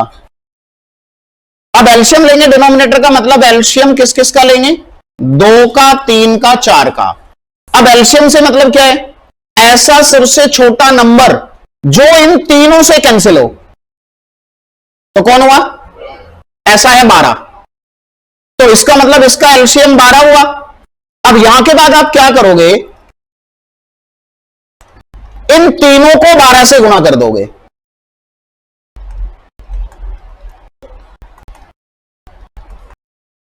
एलसीएम से गुणा कर देंगे, तो यहां कितना आया बोलो जरा? 6, 4, 3। तो ये इसकी सिंप्लीफाइड फॉर्म है। अब एक इसके बाद में मेथड 2 आता है। देखो एलसीएम वैसे बहुत छोटी सी बात है कि एलसीएम मैं मान के चलता हूं सभी को आता होगा, बट कई बार अगर नहीं ध्यान रहा तो आप एलसीएम मत लो, आप प्रोडक्ट ऑफ डिनोमिनेटर कर लो। इतना तो सभी कर सकते हैं ना? तो प्रोडक्ट ऑफ डिनोमिनेटर अगर की तो 24 आ गया। अब आप मल्टीप्लाई कर दो 24 से, तो 1/2 इंटू 24, 1/3 इंटू 24, 1/4 इंटू 24। यहां कितना आया बेटा? 12। यहां कितना आया? 8। यहां कितना आया? 6। अब लेकिन क्या ये लोवेस्ट है? क्या अभी और किसी नंबर से कैंसिल आउट हो सकता है? हो सकता है। किससे? 2 से। तो मैंने 2 से कैंसिल कर दिया, तो फिर से मेरा आंसर वही आ गया। तो अगर एलसीएम ले पा रहे हो तो वेल एंड गुड, एलसीएम नहीं ले पा रहे तो क्या करेंगे? डिनोमिनेटर की प्रोडक्ट लेके कर देंगे। अच्छा कई बार ऐसा भी होगा प्रोडक्ट भी वही होगी, एलसीएम भी वही होगा, तो एक ही स्टेप में आ जाएगा। लेकिन कई बार ऐसा होगा प्रोडक्ट कुछ और होगी, एलसीएम कुछ और होगा, तो प्रोडक्ट वाले केस में एक स्टेप एक्स्ट्रा जाएगा। किस किस को ये पॉइंट समझ आया जरा बताओ? ठीक है, गुड। कोई बच तो नहीं गया? किसी के मन में डाउट तो नहीं है? देखो डाउट के बारे में, डाउट बोलते ही मुझे एक बात याद आई, ये हमारे ऊपर है बेटा। हमारे का मतलब अभी तो आपके ऊपर है, स्टूडेंट्स के ऊपर, कि देखो 2 तरीके हैं। एक तरीका तो ये है हमें डाउट आया और हम चुपचाप से बैठे हैं और सोच रहे हैं इससे पूछ लूंगा, उससे पूछ लूंगा, बाद में पूछ लूंगा, तो बाद कभी नहीं आता। और एक टीचर से नहीं पूछोगे तो दूसरे से भी नहीं पूछोगे, तीसरे से भी नहीं पूछोगे, चौथे से भी नहीं पूछोगे, तो फिर क्या होगा? वो डाउट का इतना वजन हो जाएगा हमारे ऊपर कि उसके नीचे हम दब जाएंगे, फिर सीए फाउंडेशन डाउट में आ जाएगी। है ना। तो ज्यादा बेटर क्या है कि जो डाउट आया उसको यहीं के यहीं काट के चलो, यहीं के यहीं क्लियर करो, तभी घर पे पढ़ने का मन भी करेगा। क्लास में सब कुछ अच्छे से समझ आएगा तभी तो घर पे पढ़ोगे, ठीक है। तो और वो आपका हक है, ऐसा नहीं कि पहली क्लास है इसलिए आपका हक बोल रहे हैं, वो लास्ट तक है बेटा। दो प्राइमरी पर्पज है, आप पढ़ने आए हो, हम पढ़ाने आए हैं। हम कहीं का कहां का एटीट्यूड रखे, तुम कहां का एटीट्यूड रखो, कोई एटीट्यूड नहीं है ना। एक तरह से क्या है ये ना, एक तरह से पार्टनरशिप है। अब पार्टनरशिप कब चलती है जरा मुझे ये बताओ। नहीं, वो दो पार्टनर तो है ही, लेकिन वो पार्टनरशिप चलेगी कब ये बताओ, लंबी कब चलेगी। बेटा दो ही तरह के पार्टनर हो सकते हैं मेरे हिसाब से जिनकी पार्टनरशिप अच्छी चलती है, या तो दोनों बहुत ईमानदार हो और या दोनों बहुत बेईमान हो। क्योंकि अगर दोनों ईमानदार है तो पार्टनरशिप चलेगी ही चलेगी, और अगर दोनों बेईमान है तो भी चलेगी, एक दूसरे की बेईमानी पकड़ लेंगे। और अगर पार्टनरशिप चलानी है तो उसे मानना पड़ेगा। तो अगर एक ईमानदार है और एक बेईमान है तो भाई वो पार्टनरशिप टूटेगी ही टूटेगी। तो देखो, मैं एक पार्टनर हूं, आप दूसरे पार्टनर हो, मेरा स्टेक कम है, मैं अकेला हूं, आपका स्टेक ज्यादा है ना। बट अगर दोनों में से एक भी बेईमान हो गया, मैं अपना काम ढंग से ना करूं, आप करना चाहते हो तो गड़बड़, मैं ढंग से करा रहा हूं आप नहीं कर रहे तो गड़बड़। तो ये पार्टनरशिप अच्छी चले और उसके रिजल्ट अच्छे आए, उसके लिए हम दोनों को निरंतर काम करना पड़ेगा, ठीक है। और अगर कोई भी आपको दिक्कत आती है, कोई भी डाउट आता है, कुछ भी है, आप टीचर से बिल्कुल निसंकोच कह सकते हो, किसी भी टीचर से, उसकी गारंटी मैं लेता हूं कि आपकी प्रॉब्लम जरूर दूर होगी, और अगर नहीं होगी तो मैं करवाऊंगा। समझे बात। वैसे वो कंडीशन कभी आएगी नहीं कि आपकी प्रॉब्लम दूर ना हो, वो होगी, ठीक है। लिखो इसको एक बार, कहां तक लिखा, ऊपर से नोट हुआ था ये, यस और नो तो बोलो यार। मेरा चेहरा कुछ डरावना नजर आ रहा है, तुम जवाब ही नहीं दे रहे। तो यार मैं वैसे भी सेव वेव करके बैठा हूं।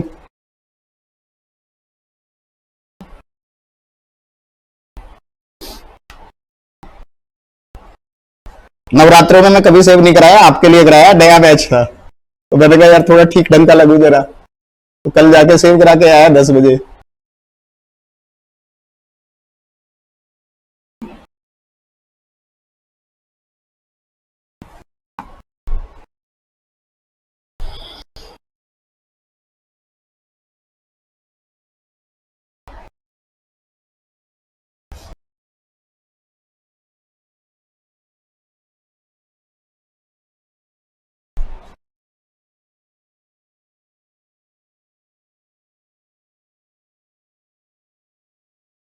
बढ़ाओ आगे।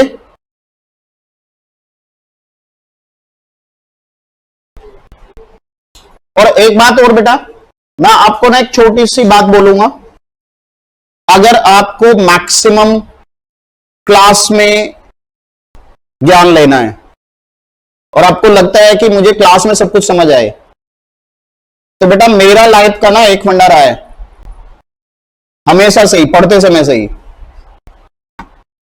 दोस्ती पक्की, खर्चा अपना अपना। दोस्ती पक्की, दोस्ती में कोई कमी नहीं आएगी, लेकिन मैं कभी किसी के ऊपर कोई खर्च नहीं करूंगा, और वही पढ़ाई में भी लागू होना चाहिए। दोस्ती हमारी पक्की है, लेकिन मैं अपनी पढ़ाई से कंप्रोमाइज नहीं करूंगा। और अगर साथ बैठने से आपकी पढ़ाई में कंप्रोमाइज आ रहा है, पढ़ाई में कंप्रोमाइज करना पड़ रहा है, दो तरह के दोस्त होते हैं।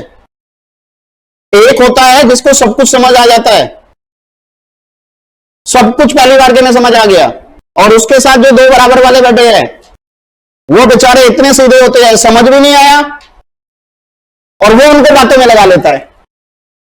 अब बाद में रिजल्ट उल्टा हो जाता है, और फिर वो बाद में कहता है कौन दोस्त। तो कोशिश करना, अगर ऐसा लगे, पहली क्लास में पर्सनल बात बोल रहा हूं, नाराज मत होना बेटा। 2 घंटा अगर आप अलग बैठ जाओगे तो शायद आपको ज्यादा मिलेगा। तो ये चीज आप जरूर याद रखना, क्योंकि अल्टीमेटली लास्ट में सिर्फ सफलता बोलती है और कुछ नहीं। जो सफल है वो कुछ भी कहे, उसके सब बात मंजूर है, और जो असफल है वो चाहे सच भी कह रहा है, उसकी सारी बात झूठी है ना। क्योंकि जरूरी नहीं होता जो असफल हुआ है उसने पढ़ाई नहीं की, हो सकता है उसकी डायरेक्शन गलत हो, उसने मेहनत खूब की हो लेकिन डायरेक्शन गलत हो, है ना। और दूसरे ने मेहनत कम की हो लेकिन डायरेक्शन सही हो, सही समय पे सही काम। पढ़ाई और एंटरटेनमेंट इन दोनों को जिसने मिक्स किया तबाही है। पढ़ने आए हो पढ़ाई करो, पढ़ने का मन नहीं है मत आओ उस दिन, ज्यादा बढ़िया। चले आगे आओ, मैं नेक्स्ट पॉइंट पे आता हूं बेटा, सबका नोट हो गया, बचा तो नहीं ना किसी का। अब आओ पॉइंट नंबर 3 पे आते हैं। सारे बच्चे एक बार इधर देखेंगे प्लीज। आपको कई बार इस तरह से देंगे 2a equal to 3b equal to 4c और कहेंगे कि फाइंड करो a ratio b ratio c। ठीक है। अब मेरे प्यारे बच्चों दो मेथड है, दो क्या 3 मेथड है, फिर तीनों में से जो बढ़िया लगे वो करना। अभी नोट नहीं करना है, अभी पहले समझने पे ध्यान देंगे। देखो हमें यह दिया है 2a 3b 4c, मैंने कहा लेट ये तीनों ही के बराबर है। बेटा तीनों बराबर है तो किसी ना किसी नंबर के तो बराबर होंगे ना यार। अब अगर मैं यहां से इक्वेट करता हूं तो 2a किसके बराबर, अच्छा यहां से 3b भी किसके बराबर, अच्छा यहां से 4c भी किसके बराबर। तो अगर मैं यहां से a की वैल्यू निकालूं तो क्या आया, अगर यहां से b की निकालूं तो क्या आया, अगर यहां से c की निकालूं तो क्या आया। अब मुझे इन तीनों का रेशो चाहिए।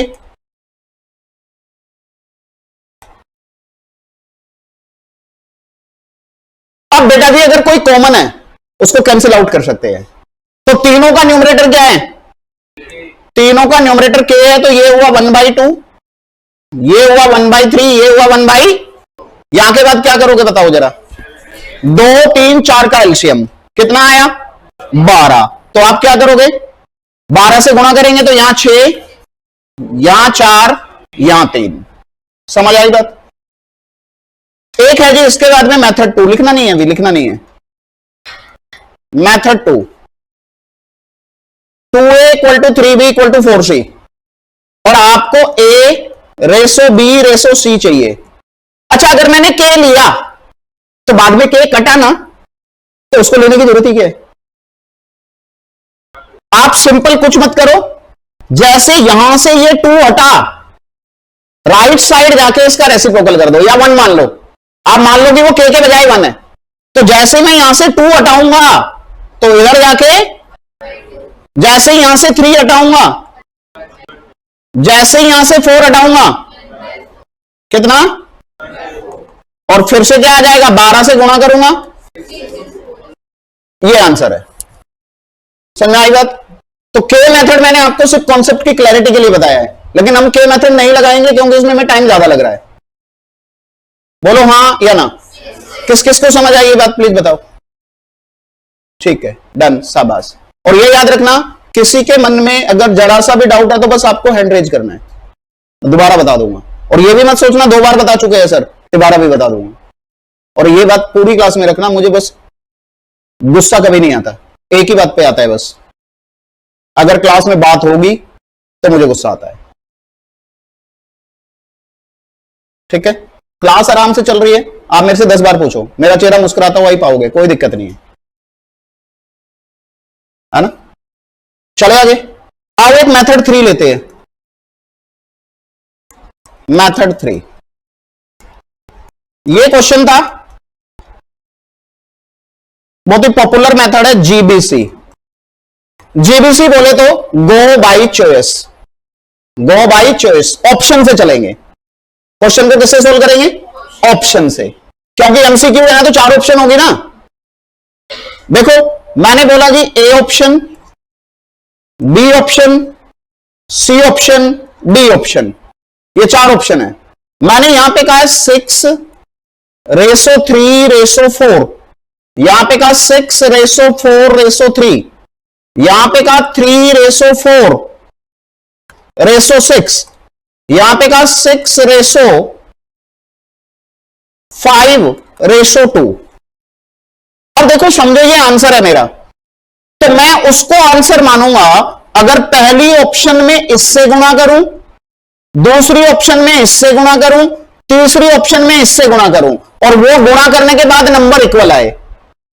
लेकिन क्या यहां इक्वल आ रहा है? देखो 2 से 6 में कर रहा हूं तो कितना आ रहा है? 12। 3 से 3 में कर रहा हूं तो कितना आ रहा है? 9। 4 से 4 में कर रहा हूं तो कितना आ रहा है? कितना आ रहा है? 16। ये बराबर नहीं है ना तीनों, तो फिर ये आंसर भी नहीं है। अब यहां करना जरा,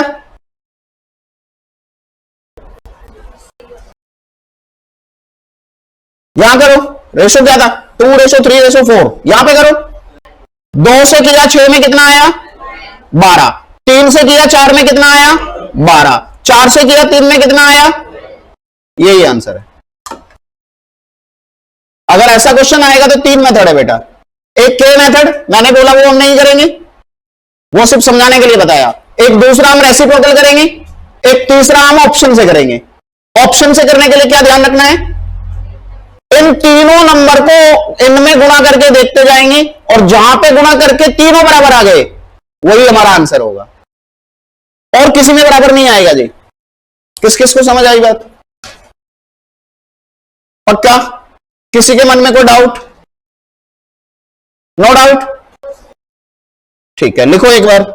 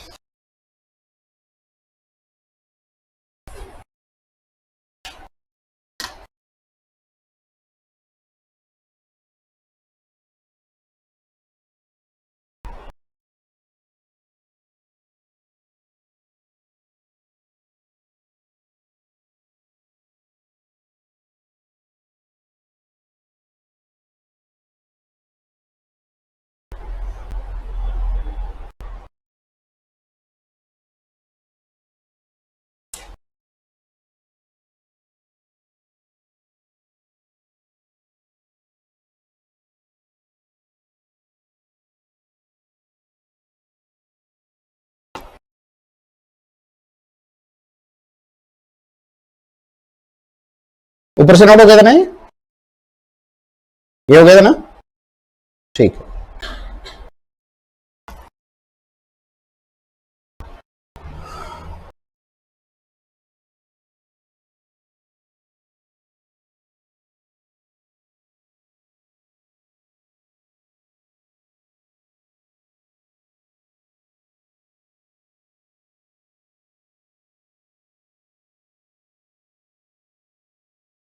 आगे बढ़ाऊं?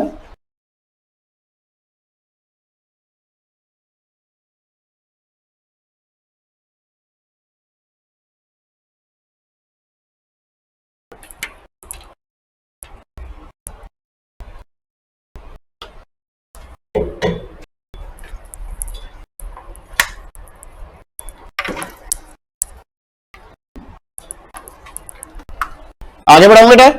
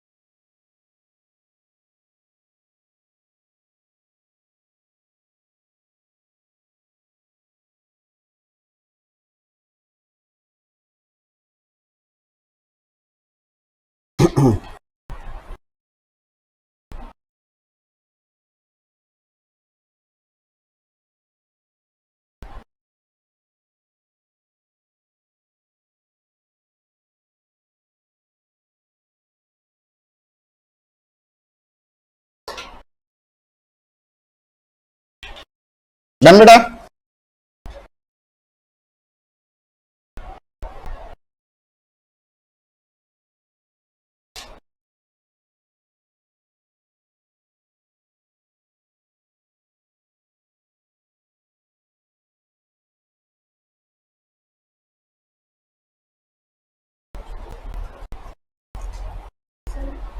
हाँ जी बताओ। मेथड 2 में हमने क्या करना है बेटा, देखो जरा, अभी एक क्वेश्चन और करवा दूंगा इस पे। जैसे ही हमारे पास यहां पे मैं इस 2 को हटाऊंगा ना, तो 2 का मतलब ये उस साइड जाएगा, और उस साइड जाने का मतलब कुछ मत मानो, यहां पे मान लो k मत मानो, 1 मान लो। तो जैसे ही मैं उसको उस साइड लेके जाऊंगा तो ये 2 इसका रेसिप्रोकल हो जाएगा, यहां भी 3 का रेसिप्रोकल हो जाएगा, और यहां भी 4 का रेसिप्रोकल हो जाएगा। बात क्लियर है? रेसिप्रोकल होने का कारण समझ में आ गया? देखो हमेशा एक बात याद रखना बेटा, जरा सा भी डाउट है ना, पूछो, मन में मत रखो। और ये मुझे समझ आ जाता है कि अब इसको समझ तो आ चुका है, ये चीजों को खींच रहा है कई बार अननेसेसरली क्लास को डिस्टर्ब करने के लिए, वो मुझे एकदम से समझ आ जाता है। तो मतलब पूछो, अपनी सारी बात पूछो, बस क्लास अननेसेसरली डिस्टर्ब नहीं होनी चाहिए। चले आगे, आओ, कितने पॉइंट हो गए? 3। पॉइंट नंबर 4 की बात करते हैं। आपको अगर यही डिवीजन में दे दें,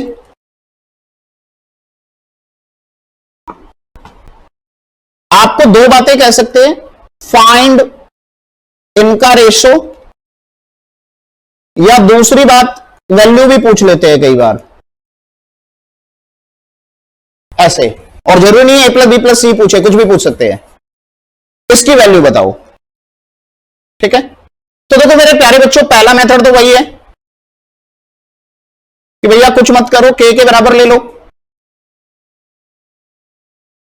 ये तो थोड़ा सा कॉन्सेप्ट की क्लैरिटी के लिए है।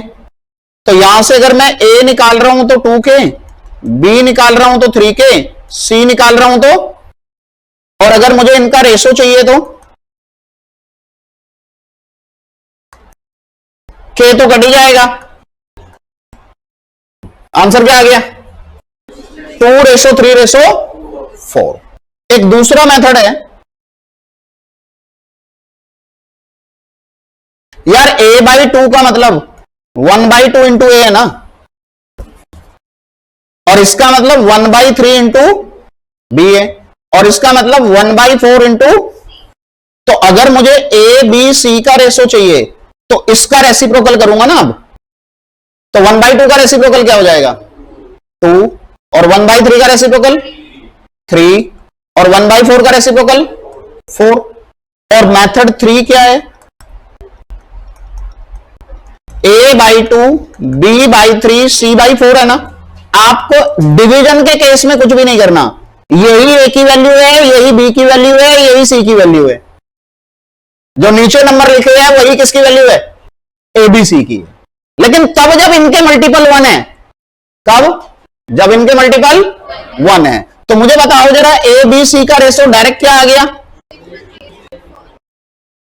और अगर मैं कहता कि मुझे चाहिए ए प्लस बी प्लस सी अपॉन सी, तो मैं कहता भैया 2+3+4 तो 2 और 3 5 और 4 9, तो 9 तो देखो अगर मैं यहां से भी कर रहा होता के वाले में भी, और अगर मैं के वाले में भी करता, तो भाई ये 9k आता, ये 4k आता, तो ये के से के कट जाता, फिर से आंसर क्या आ जाता? 9/4। कुछ बात समझ आ रही है? ठीक है, इसको लिखो, फिर एक क्वेश्चन तुम्हारे से करवाता हूं अब।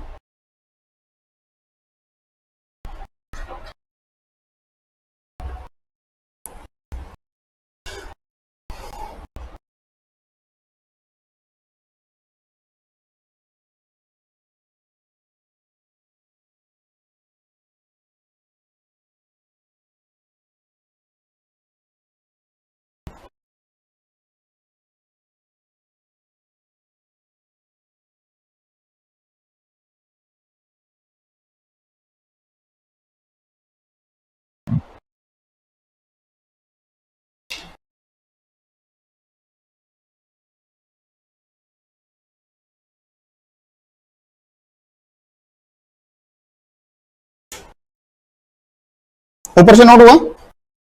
यस और नो?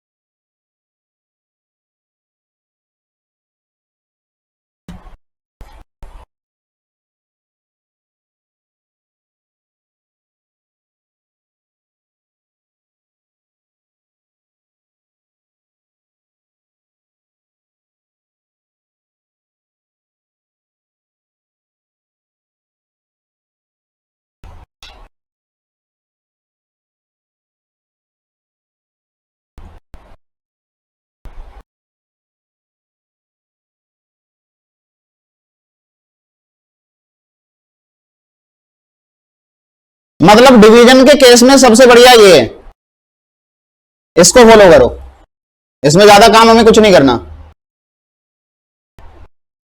समझ में आई बात?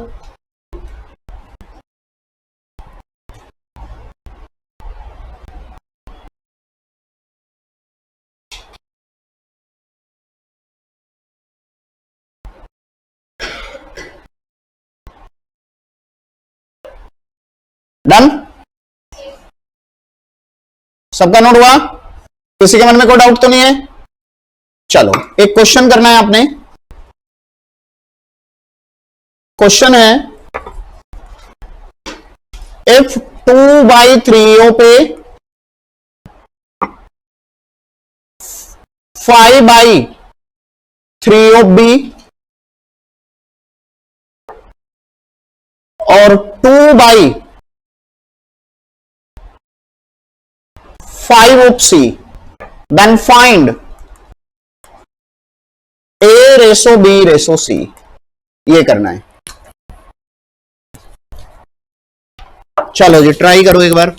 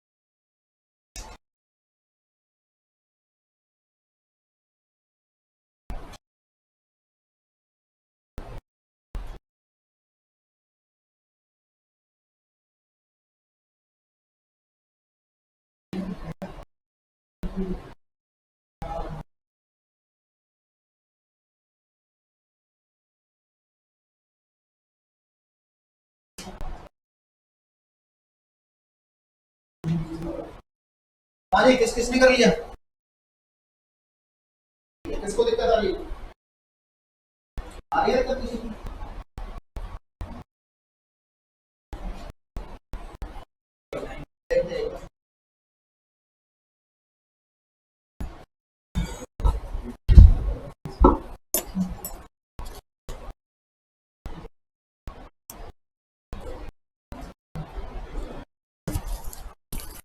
आओ जरा देखते हैं। बेटा एक बात बताओ, मुझे ये चाहिए ना A ratio B ratio C, तो आप तो सिंपल क्या करोगे, आप कहोगे भाई ये हटाना है, तो ये हटाना है तो उधर जाके तो रेसिप्रोकल करोगे ही करोगे, करोगे या नहीं?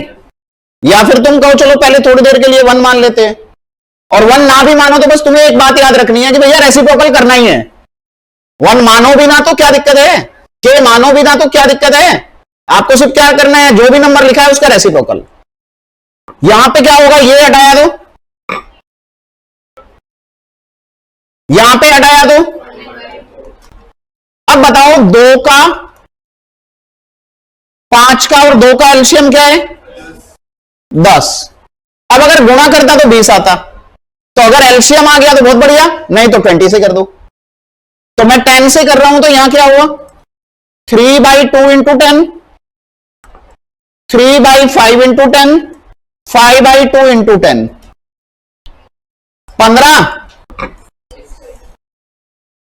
6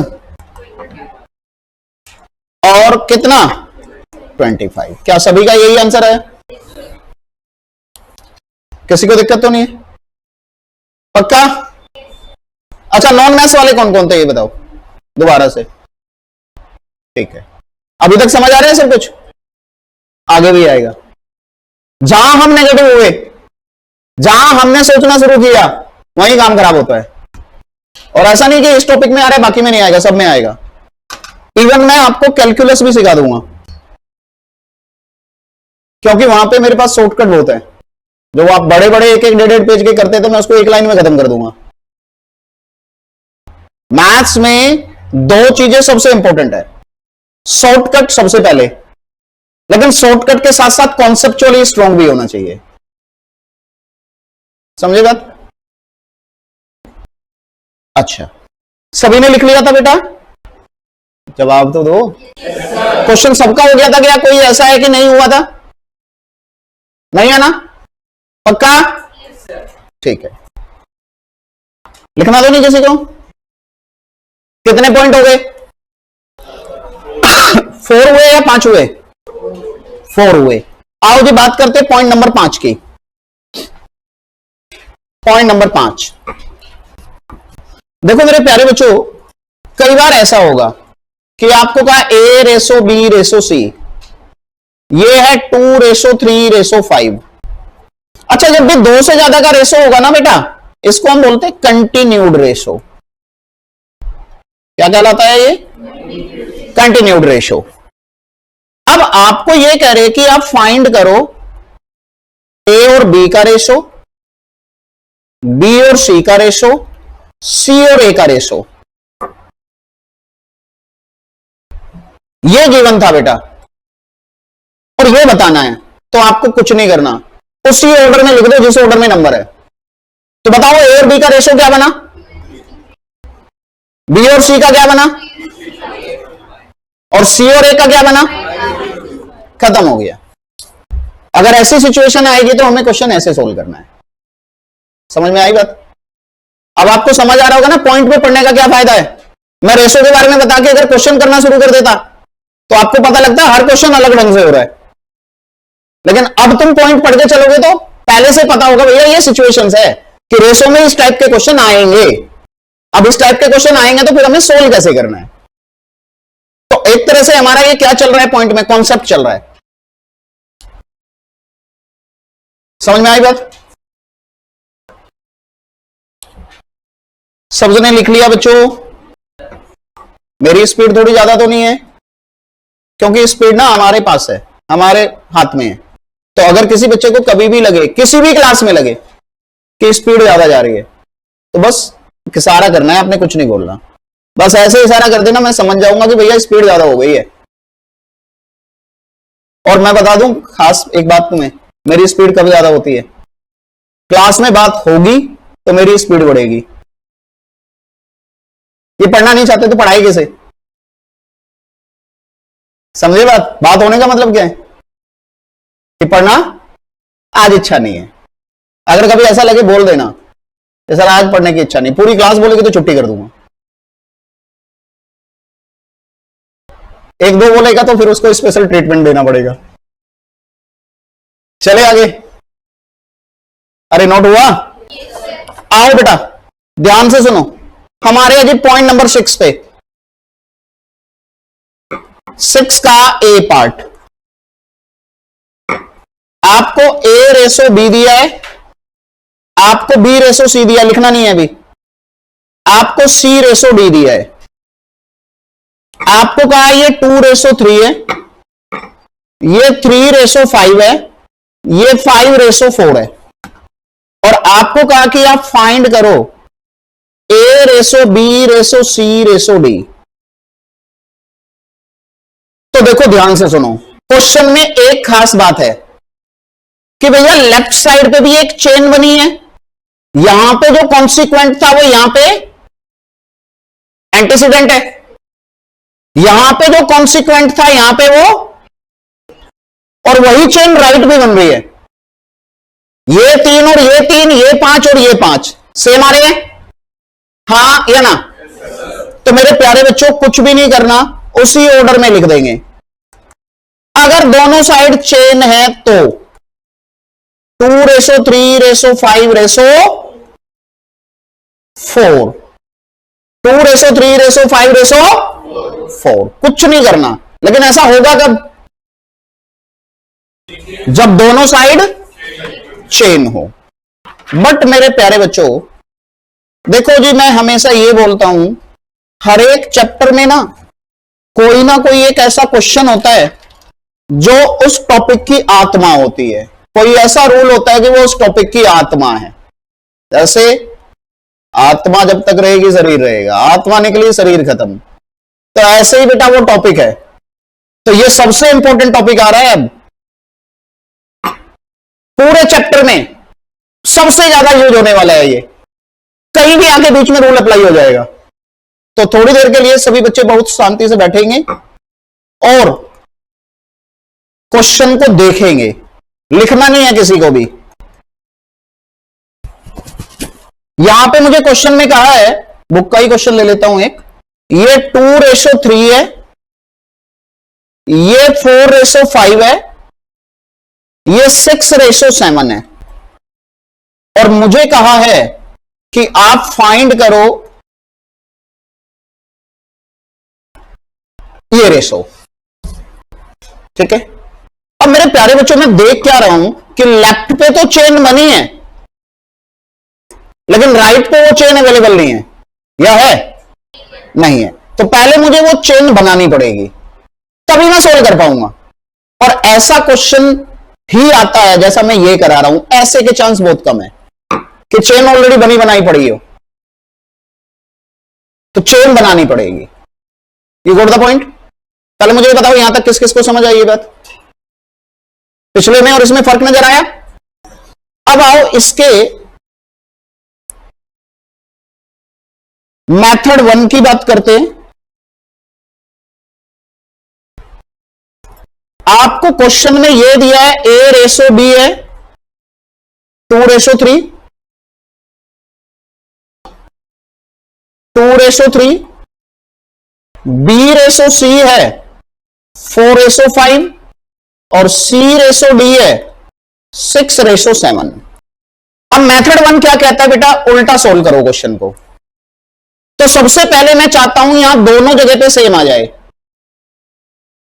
तो दोनों जगह पे सेम का मतलब 5 और 6 का एलसीएम कितना है? 30। तो दोनों जगह पे 30 आ जाए तो हमारी बात बन सकती है। तो मैंने क्या किया, इसको गुणा कर दिया 5 से और इसको गुणा कर दिया 6 से। यहां कितना आ गया जी गुणा करने के बाद? बोलो बोलो। 30:35। और यहां पे गुणा करके कितना आ गया? 24:30। अब देखो बेटा यहां पे 2:3 है और यहां पे 24:30 है। अब मैं चाहता हूं कि अगर यहां 24 है तो यहां भी 24 आ जाए। तो यहां 24 कब आएगा? कब आएगा? जब मैं 8 से गुणा करूं। मैंने इसको गुणा कर दिया 8 से, कितना आ रहा है बताओ जरा। अब बताना जरा, चेन बन रही है क्या? यहां 24, यहां 24, यहां 30, यहां 30। तो मुझे बताओ फटाफट रेशो क्या बना? 16:24:30:35। पहले बेटा ईमानदारी से बताना किस किस बच्चे को यह मेथड समझ आया? ठीक है। कोई ऐसा बच्चा जिसको यह बात समझ ना आई हो? है कोई ऐसा? कोई नहीं है। वेरी गुड, चलो जी, भगवान तुम्हारा भला करे। अब इसमें भी एक डायलॉग है, देखो हमेशा बोलना चाहिए भगवान तुम्हारा भला करे, लेकिन धीरे से बोलो, फिर सबसे पहले मेरा करे। यानी कि शुरुआत अपने से ही कराओ भैया।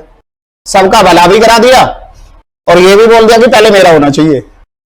ठीक है, तो अगर मैं ये मेथड लगाऊंगा तो कैसे लगाना है? डायरेक्ट चलेंगे या रिवर्स चलेंगे? रिवर्स चलना है, डायरेक्ट में प्रॉब्लम आ जाएगी।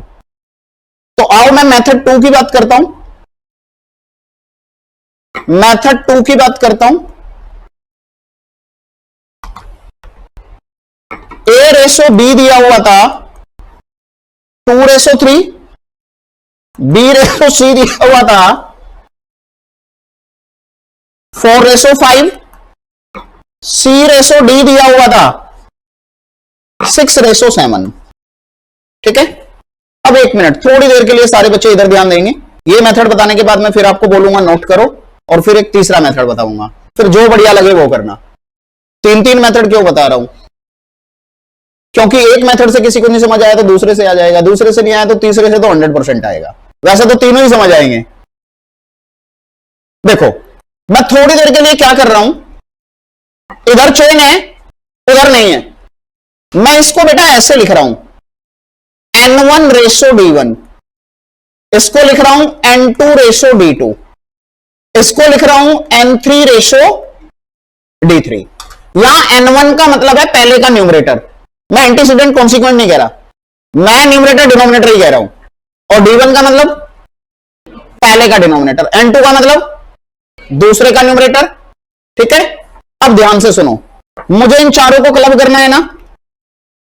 अब आओ मैं आपको एक शॉर्टकट बता रहा हूं, पिछले वाले मेथड में तुम्हें सोचना पड़ रहा था कि कैसे सेम करूं, किससे गुणा करूं, अब एक ऐसा मेथड बता देता हूं जिसमें कुछ सोचना ही ना पड़े। आप क्या करोगे, रेशो कितने दिए थे पहले ये बताओ, 3 रेशो दिए, नंबर 4 नजर आ रहे, एक एक बी एक सी एक डी, लेकिन रेशो तो 3 ही है ना, 1 2 3, तभी तो 3 न्यूमरेटर और 3 डिनोमिनेटर है। शुरुआत कैसे करनी है, पहले तीनों के न्यूमरेटर गुणा कर दो, फिर पहले वाले न्यूमरेटर को हटाओ, इसकी जगह पे बस एक डिनोमिनेटर डाल दो, बाद के 2 न्यूमरेटर एज इट इज छोड़ने हैं। अब फिर से आ जाओ जी, एक और डिनोमिनेटर बढ़ा दो, और लास्ट में आ जाओ जी, तीनों डिनोमिनेटर कर दो। सिंपल सा तरीका है। कहां से शुरुआत होगी, न्यूमरेटर न्यूमरेटर न्यूमरेटर से, और हर स्टेप में क्या कर रहा हूं, एक न्यूमरेटर हटा के उसकी जगह पे एक डिनोमिनेटर बढ़ाता जा रहा हूं। आओ जी अब करना शुरू करते हैं, 2 4 6, अभी मैं गुणा नहीं कर रहा, मैं लिख रहा हूं, हो सकता है कुछ कॉमन आके कैंसिल ही हो जाए, तो बाद में देखेंगे। अब आओ बेटा, पहले का डिनोमिनेटर कितना है, 3, बोलते जाओ, फिर 4, फिर क्या होगा, बोलो बोलो बोलो, 3 5 6, या कुछ गलती कर रहा हूं, 3 5 6, फिर 3 5 7, कैसे लिखा, ये क्या सबको समझ आया, देखो एक बार दोबारा देख लो, पहले का न्यूमरेटर 2 है, ये 4 है, ये 6 है, तो तीनों की गुणा कर दी। अगले स्टेप में बोला था पहले का डिनोमिनेटर लेना है, तो इसलिए यहां 3 लिखा है, और बाकी 2 एज इट इज छोड़ दिए। फिर अगले में कहा था 2 डिनोमिनेटर लेने हैं, तो 3 और 5 लिख दिया, तीसरे को एज इट इज छोड़ दिया, और फिर लास्ट में कहा तीनों के डिनोमिनेटर लिख दिए। किसी के मन में कोई शंका, पक्का? अच्छा, अगर किसी को लगे भी ना कि समझ नहीं आ रही है चीज, और यहां से मेरे बताने के बाद भी समझ नहीं आ रही, तो अब मैं आपके सीट पे आ सकता हूं, यहां से वहां की ज्यादा दूरी नहीं है। और ऐसे अगर क्लास खत्म करने के बाद भी आपको कोई पॉइंट लगता है कि भाई क्लास में कोई बात समझ नहीं आई और सर से पूछना है, तो वहां से यहां की भी ज्यादा दूरी नहीं है, आप क्लास खत्म करने के बाद मेरे पास आ सकते हो। तो अब हम एक चीज देख रहे हैं यार, ये 3 सब में है, 3 यहां भी है, 3 यहां भी है, 3 यहां भी है, और 3 देखो इस 6 में भी है। भाई 3 नहीं है, लेकिन 6 में भी तो 3 है ना, तो मैं अगर इस 3 से पूरे को डिवाइड कर दूं, गुणा करके सोचूंगा ना, तो पहले ही सोच लो कि अगर कोई कॉमन नजर आ रहा है, गुणा करते ही तो बड़े नंबर हो जाएंगे ना, तो अगर वो पहले से ही कैंसिल हो रहा है तो पहले से ही कैंसिल कर लो। तो बताओ बेटा, जब यहां 3 से डिवाइड करूंगा तो यहां 2 हो जाएगा, और 2 4 8, और 8 दूनी, तो ये 16 हुआ। यहां से ये 3 चला ही गया है, तो 4 इंटू 6 24, यहां से 3 चला ही गया है, यहां से 3 चला ही गया है, ये आंसर आ गया जी। क्या कहानी समझ में आई? पहले मेथड में उल्टा चलना है लेकिन सोचना है, इसमें सोचना ही नहीं है। तो एक तरह से ये आपका जुगाड़ है क्वेश्चन को करने का, कितना भी बड़ा नंबर कनेक्ट किया जा सकता है, हाँ या ना? किसी के मन में कोई डाउट, लिखो एक बार पहले।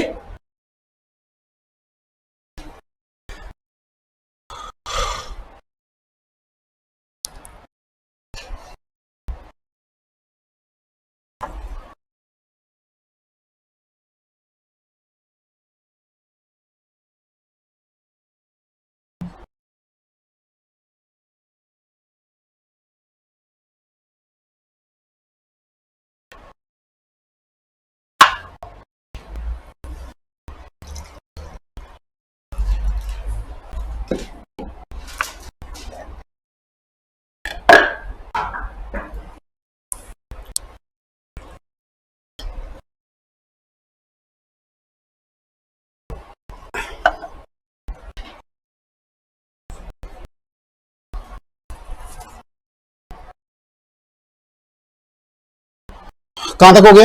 ए पॉइंट नोट हो गया।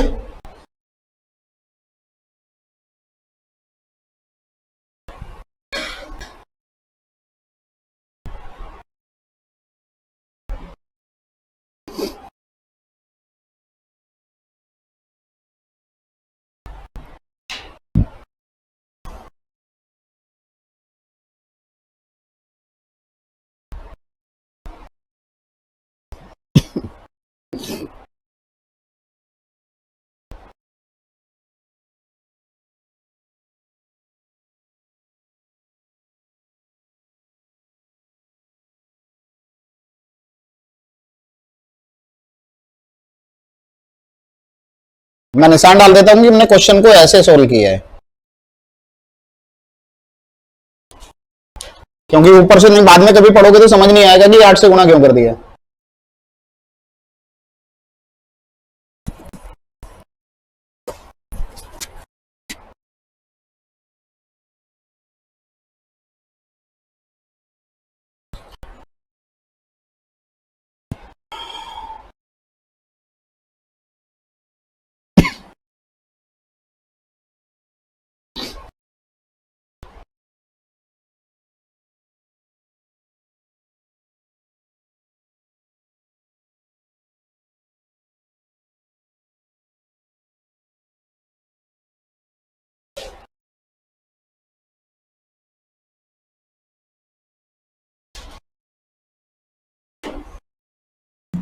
बढ़ाया गई।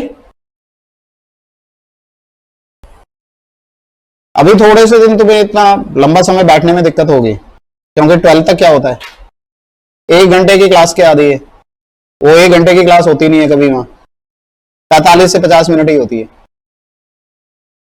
ना। तो अब थोड़ा 2-2 घंटे बैठना पड़ेगा एक क्लास में, तो धीरे धीरे टाइम भी बढ़ेगा, क्योंकि अटेम्प्ट भी सितंबर है ना। ठीक है, तो हम शुरू से ही ऐसे मैनेज करके चलेंगे कि ना तो बाद में तुम्हें एक्स्ट्रा टाइम बैठाना पड़े, जो शेड्यूल रहे उसी पे खत्म हो।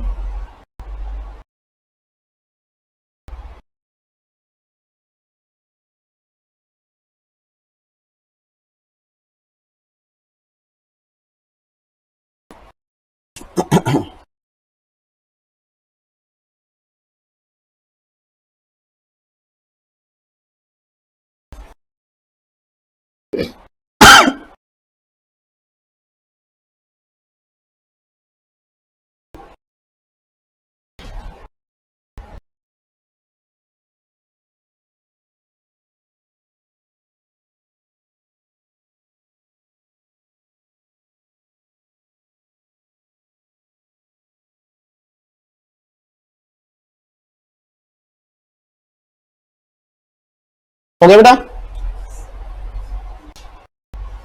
डन। अभी भी बता दो किसी को दिक्कत कोई, पक्का? ठीक है, अब आओ एक मेथड 3 करते हैं।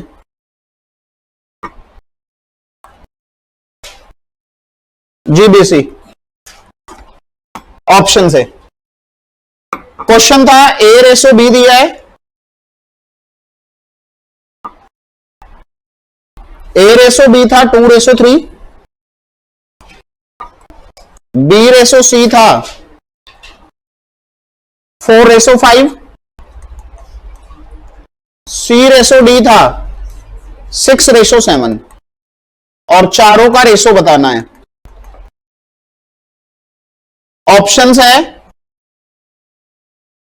16:22:30:35। बी ऑप्शन है 16:24:15:35।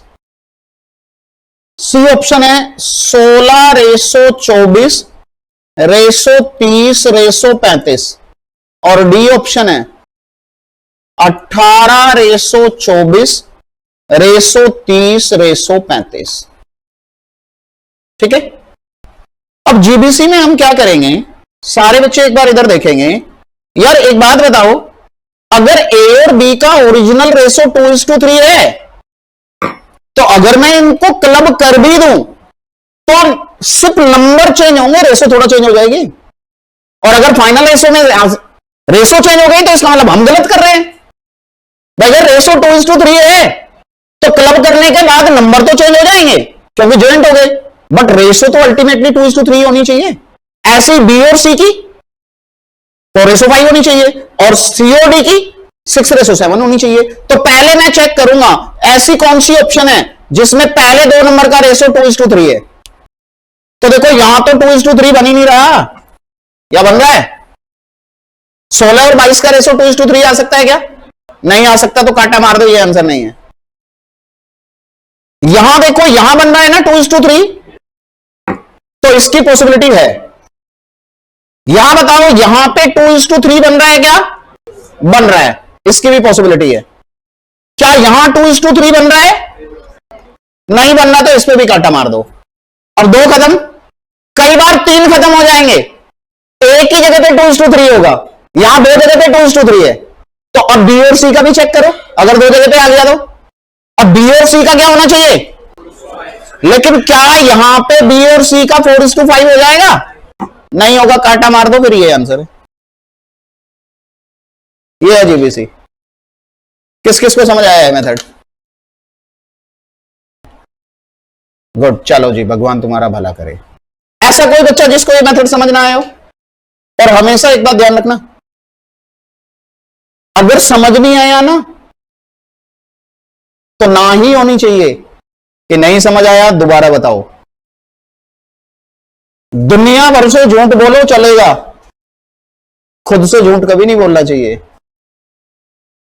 समझे बात? दुनिया से झूठ बोलो, यार दुनिया चलती है झूठ पे, सच पे कहां चल रही है आजकल? झूठ बोले तो आप एक कदम नहीं चल सकते क्योंकि पूरी दुनिया झूठी हो गई है, तुम अकेले सच्चे होगे क्या करोगे? लेकिन खुद से नहीं बोलना कभी भी, क्योंकि देखो अगर तुम्हें समझ नहीं आया और तुमने मना नहीं किया तो तुम्हें ही फर्क पड़ता है। समझ आ गया तो हाँ बोलो, ना बोलो क्या फर्क पड़ता है, लेकिन समझ नहीं आया तो ना बोलने की आदत डालो। दोबारा बताओ, ठीक है? अच्छा, तो मैं मान के चलूं तीनों मेथड समझ आ गए, तो सबसे बढ़िया कौन सा लग रहा है? थर्ड। लेकिन ये हमेशा काम नहीं करेगा, आगे मैं सिचुएशन बताऊंगा। अगर सिर्फ रेशो मांगी है तो थर्ड मेथड बेस्ट है, अगर रेशो मांगी है तो थर्ड बेस्ट है। बट कई बार रेशो ना मांगा हो, कुछ और मांगा हो, जैसे कि आपको कहे 3 बंदे हैं या 4 बंदे हैं, उनकी टोटल इनकम 1300 रुपए है, आपको ए और बी का रेशो दिया है, बी और सी का दिया है, सी और डी का दिया है, और आपको कहे कि एक ही इनकम बताओ उन 1300 पे कितनी है, तो रेशो तो दिया ही नहीं ना। चारों का रेशो होगा तभी तो आप बांट पाओगे, लेकिन यहां चारों का है ही नहीं, तो पहले रेशो निकालना पड़ेगा। अब भैया ये ऑप्शन कब दी होगी उसने? ऐसे जब रेशो मांगा होगा। लेकिन अगर रेशो मांगा ही नहीं, रेशो को यूज करना है, तो पहले रेशो फाइंड करना पड़ेगा, हाँ या ना? तो बाकी दो में से कौन सा बढ़िया? जो सेकंड है न्यूमरेटर वाला, उसमें कुछ सोचना ही नहीं है, तो वो मेथड आपको जरूर आना चाहिए। आओ जी हम इसी के सी पॉइंट पे चलते हैं। पॉइंट सी है जी 6 का।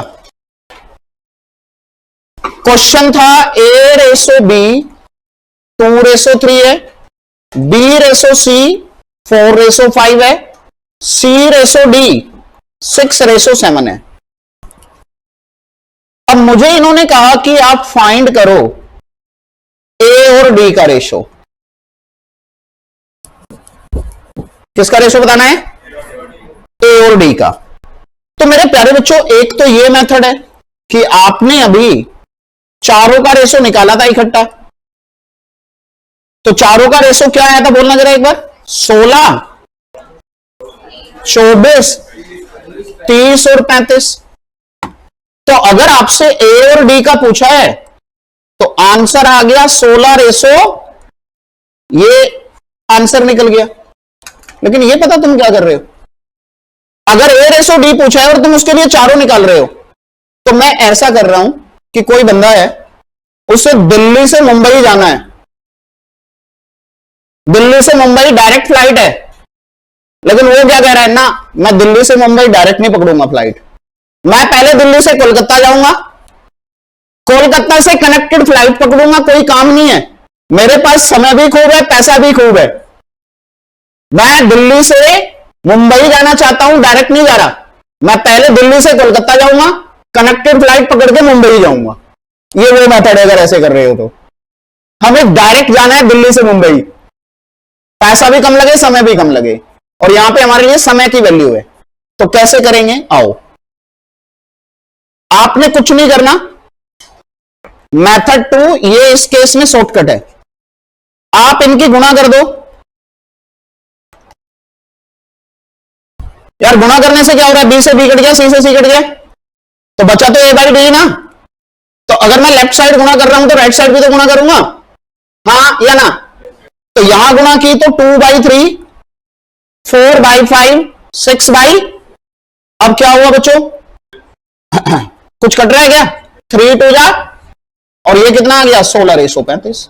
अब आप पहुंचो जी दिल्ली से सीधा मुंबई, चारों मेथड की जरूरत ही नहीं है। समझे बात। तो अलग सिचुएशन में अलग बात। हमें तो क्या सेव करना है, टाइम, एफर्ट कम लगे, आंसर उससे भी निकल जाएगा, कोई दिक्कत नहीं है, वो कर सकते हो। बट अगर क्वेश्चन सीधा ये आया है तो मैं इसके लिए ये चारों क्यों निकालूं, मैं तो डायरेक्ट निकालूंगा ना, हाँ या ना। किस किस को समझ आई ये बात। चलो जी गुड, लिखो एक बार।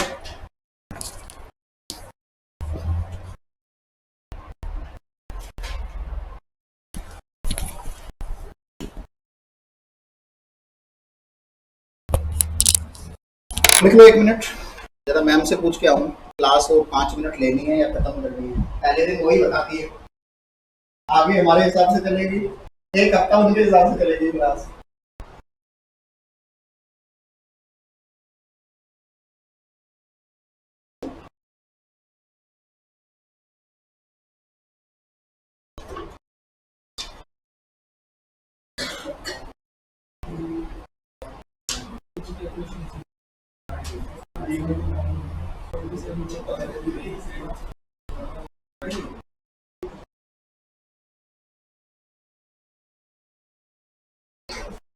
चलो मैम मेरे साथ है आज, मैम ने बोला 1 पॉइंट और करा दो।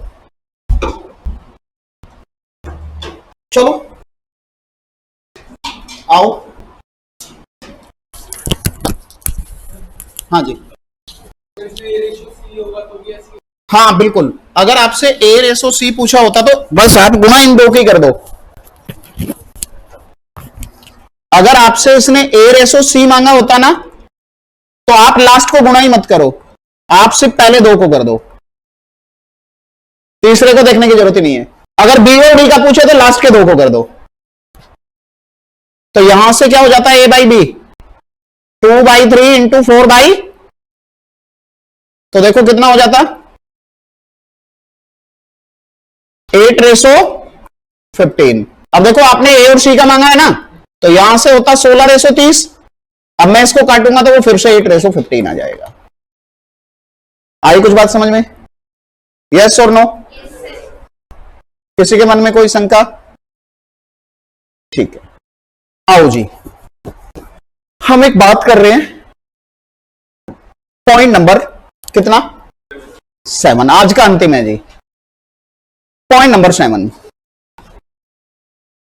देखो जी, आपको का डिवाइड करो ₹s between ABC in the ratio A/B/C। आपको S रुपीज बांटने हैं 3 पर्सन के बीच में और रेशो ये है। आप कैसे करते थे, अकाउंट्स में बहुत बार बांटा होगा आपने ऐसा। तो सबसे पहले आप क्या करते थे, सबसे पहले आप सम करते थे, सम ये हो गया। अब आओ मैं एक बार इसका बेसिक समझाता हूं यूनिटरी मेथड से, सारे बच्चे एक बार ध्यान से सुनेंगे। बेटा अगर टोटल लिखना रोक दो जी, और यहां पे शेयर है A का, अगर total A plus B plus C है तो उस A plus B plus C में A का क्या है, नहीं सिर्फ A का, A plus B plus C में A का टोटल में कितना है। देखो A to B to C का मतलब है कि अगर मुझे A plus B plus C को बांटना है तो उसमें से ए को ए दे दो, बी को बी दे दो, सी को खत्म।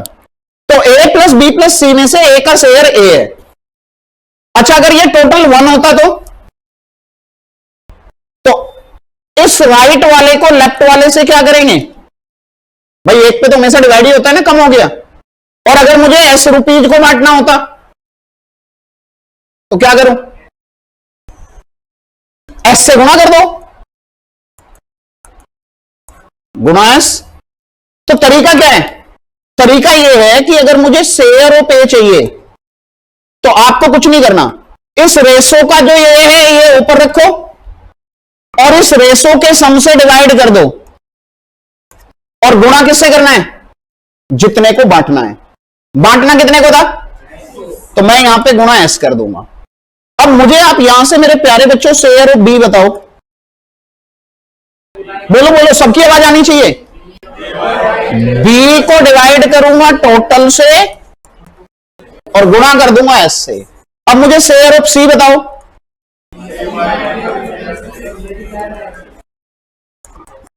मल्टीप्लाई बाई, बात समझ आई? किसी के मन में कोई शंका? पक्का? लिखो इसको, फिर आज का अंतिम क्वेश्चन लेते हैं।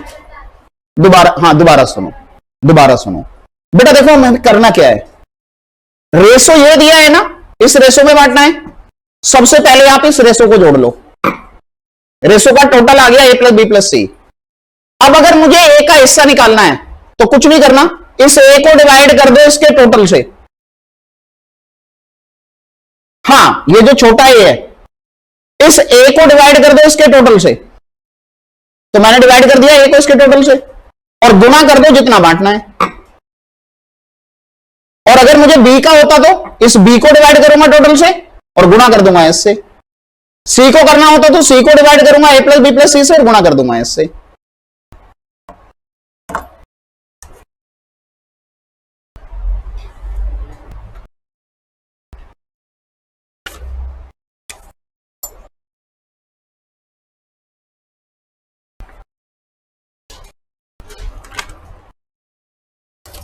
चलो जी, बस आज का अंतिम क्वेश्चन ले रहे हैं।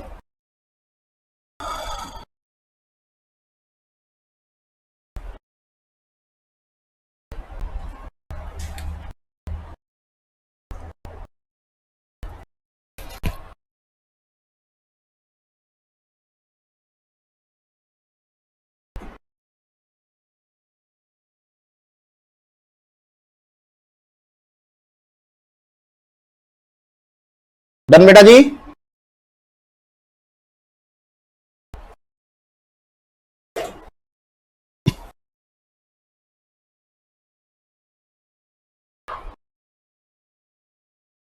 नोट हुआ? आओ क्वेश्चन लिखो। Divide ₹1300 between P Q R S such that P और क्यू का रेशो, क्यू और आर का रेशो, आर और एस का रेशो दिया है, और सबके रेशो 2:3 है।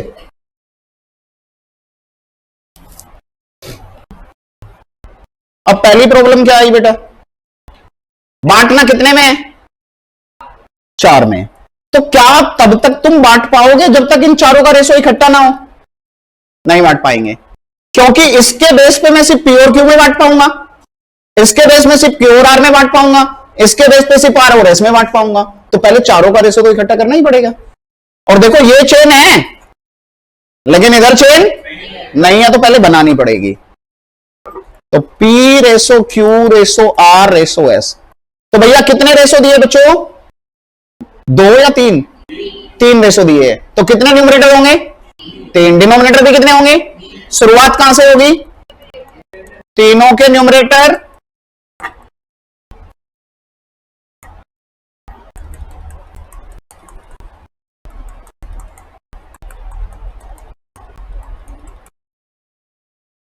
आओ जी, 2 गुणा 2 गुणा 2, 3 गुणा 2 गुणा 2, 3 गुणा 3 गुणा 2, 3 गुणा 3 गुणा 3। ठीक लिखा मैंने? कैंसिल तो नहीं हो रहा, कुछ कॉमन तो नहीं है थ्रू आउट, तो कॉमन नहीं है तो मत करो कैंसिल। 8 is to अब इनका सम कर लो पहले, कितना आ रहा है? 65 आ रहा होगा। अब मेरे प्यारे बच्चों मुझे बताओ पी का शेयर कैसे निकालोगे? बोलो, पी का हिस्सा 8 है ना, तो 8 डिवाइडेड बाई 65 इंटू 1300। क्यू का 12 बाई 65 इंटू 1300। आर का 18 बाई 65 इंटू 1300। और एस का, ठीक है, अब 65 से ये कट के यहां 20 आ जाएगा, तो इसका 160 हो गया, इसका 240 हो गया, इसका 360 हो गया, इसका 540 हो गया। अब क्लियर हुई बेटा बात आपको? पक्का? नहीं हुई? दोबारा सुनो। सबसे पहले मुझे ये बताओ कि ये चारों का रेशो निकालना पड़ेगा या नहीं? चारों का रेशो निकल गया यहां तक, मैंने इसका सम किया, इसका सम आया 65। इसका मतलब है कि मुझे ये 65 रुपए बांटने होते, 65 मान लो थोड़ी देर के लिए ये बांटने हैं, तो पी को 65 में से 8 मिले हैं, इसको 12 मिले हैं, इसको 18 मिले हैं और इसको 27 मिले हैं। लेकिन मुझे एक्चुअली 65 को नहीं बांटना ना, मुझे तो 1300 को बांटना है, इसलिए रेशो निकाल के 8 बाई 65 इंटू 1300 कर दिया है। क्योंकि एक तरह से ना ये क्या है, 8 बाई 65, ये 1 रुपए में शेयर बता रहा है। 8 बाई 65 किसमें बता रहा है? 1 रुपए का शेयर है, लेकिन मुझे 1300 का चाहिए, इसलिए मैंने 1300 से गुणा किया है। अब क्लियर है? बोलो बोलो, सबको क्लियर है? ठीक है, क्वेश्चन लिख लिया था। अब बताओ, जो हम पीछे रेशो निकालने की बात कर रहे थे और जिसमें आप कह रहे थे जीबीसी बेस्ट है, क्या यहां जीबीसी काम कर जाएगा? तो यहां तो आपको रेशो निकालना आना ही चाहिए। अगर रेशो मांगा है तो जीबीसी लगाओ, लेकिन अगर रेशो पता ही नहीं है निकालना है तो ये लगाओ। I think you got the point. ठीक है, कहां तक लिख लिया? तो आज हम इतना ही करेंगे फिर मैथ्स में। आज की class over, thank you so much. अभी थोड़ी देर के ब्रेक के बाद आपकी अकाउंटेंसी की क्लास है, और कल परसों से हम रेगुलर शेड्यूल में आ जाएंगे। आज दोनों प्रैक्टिकल हुई है, लेकिन आगे से ऐसा नहीं होगा, 1-2 क्लास के बाद फिर एक रेगुलर शेड्यूल मिल जाएगा, एक प्रैक्टिकल एक थ्योरी, एक प्रैक्टिकल एक थ्योरी, ऐसे होगा। ठीक है, और नेक्स्ट क्लास के लिए काम क्या है? कुछ भी नहीं है, सिर्फ इसी को पढ़ के आना है। जो पढ़ाया है यही क्या करना है, यही पढ़ के आना है, क्योंकि नेक्स्ट क्लास में भी मैं शुरू के 10 मिनट ये सारा रिवाइज कराऊंगा। ठीक है, और अगर कोई बच्चा मेरे से मिलना चाहता है, कोई बात करना चाहता है, तो मैं अवेलेबल हूं, आ सकते हैं। ठीक है, कोई डाउट है पूछ सकते हैं।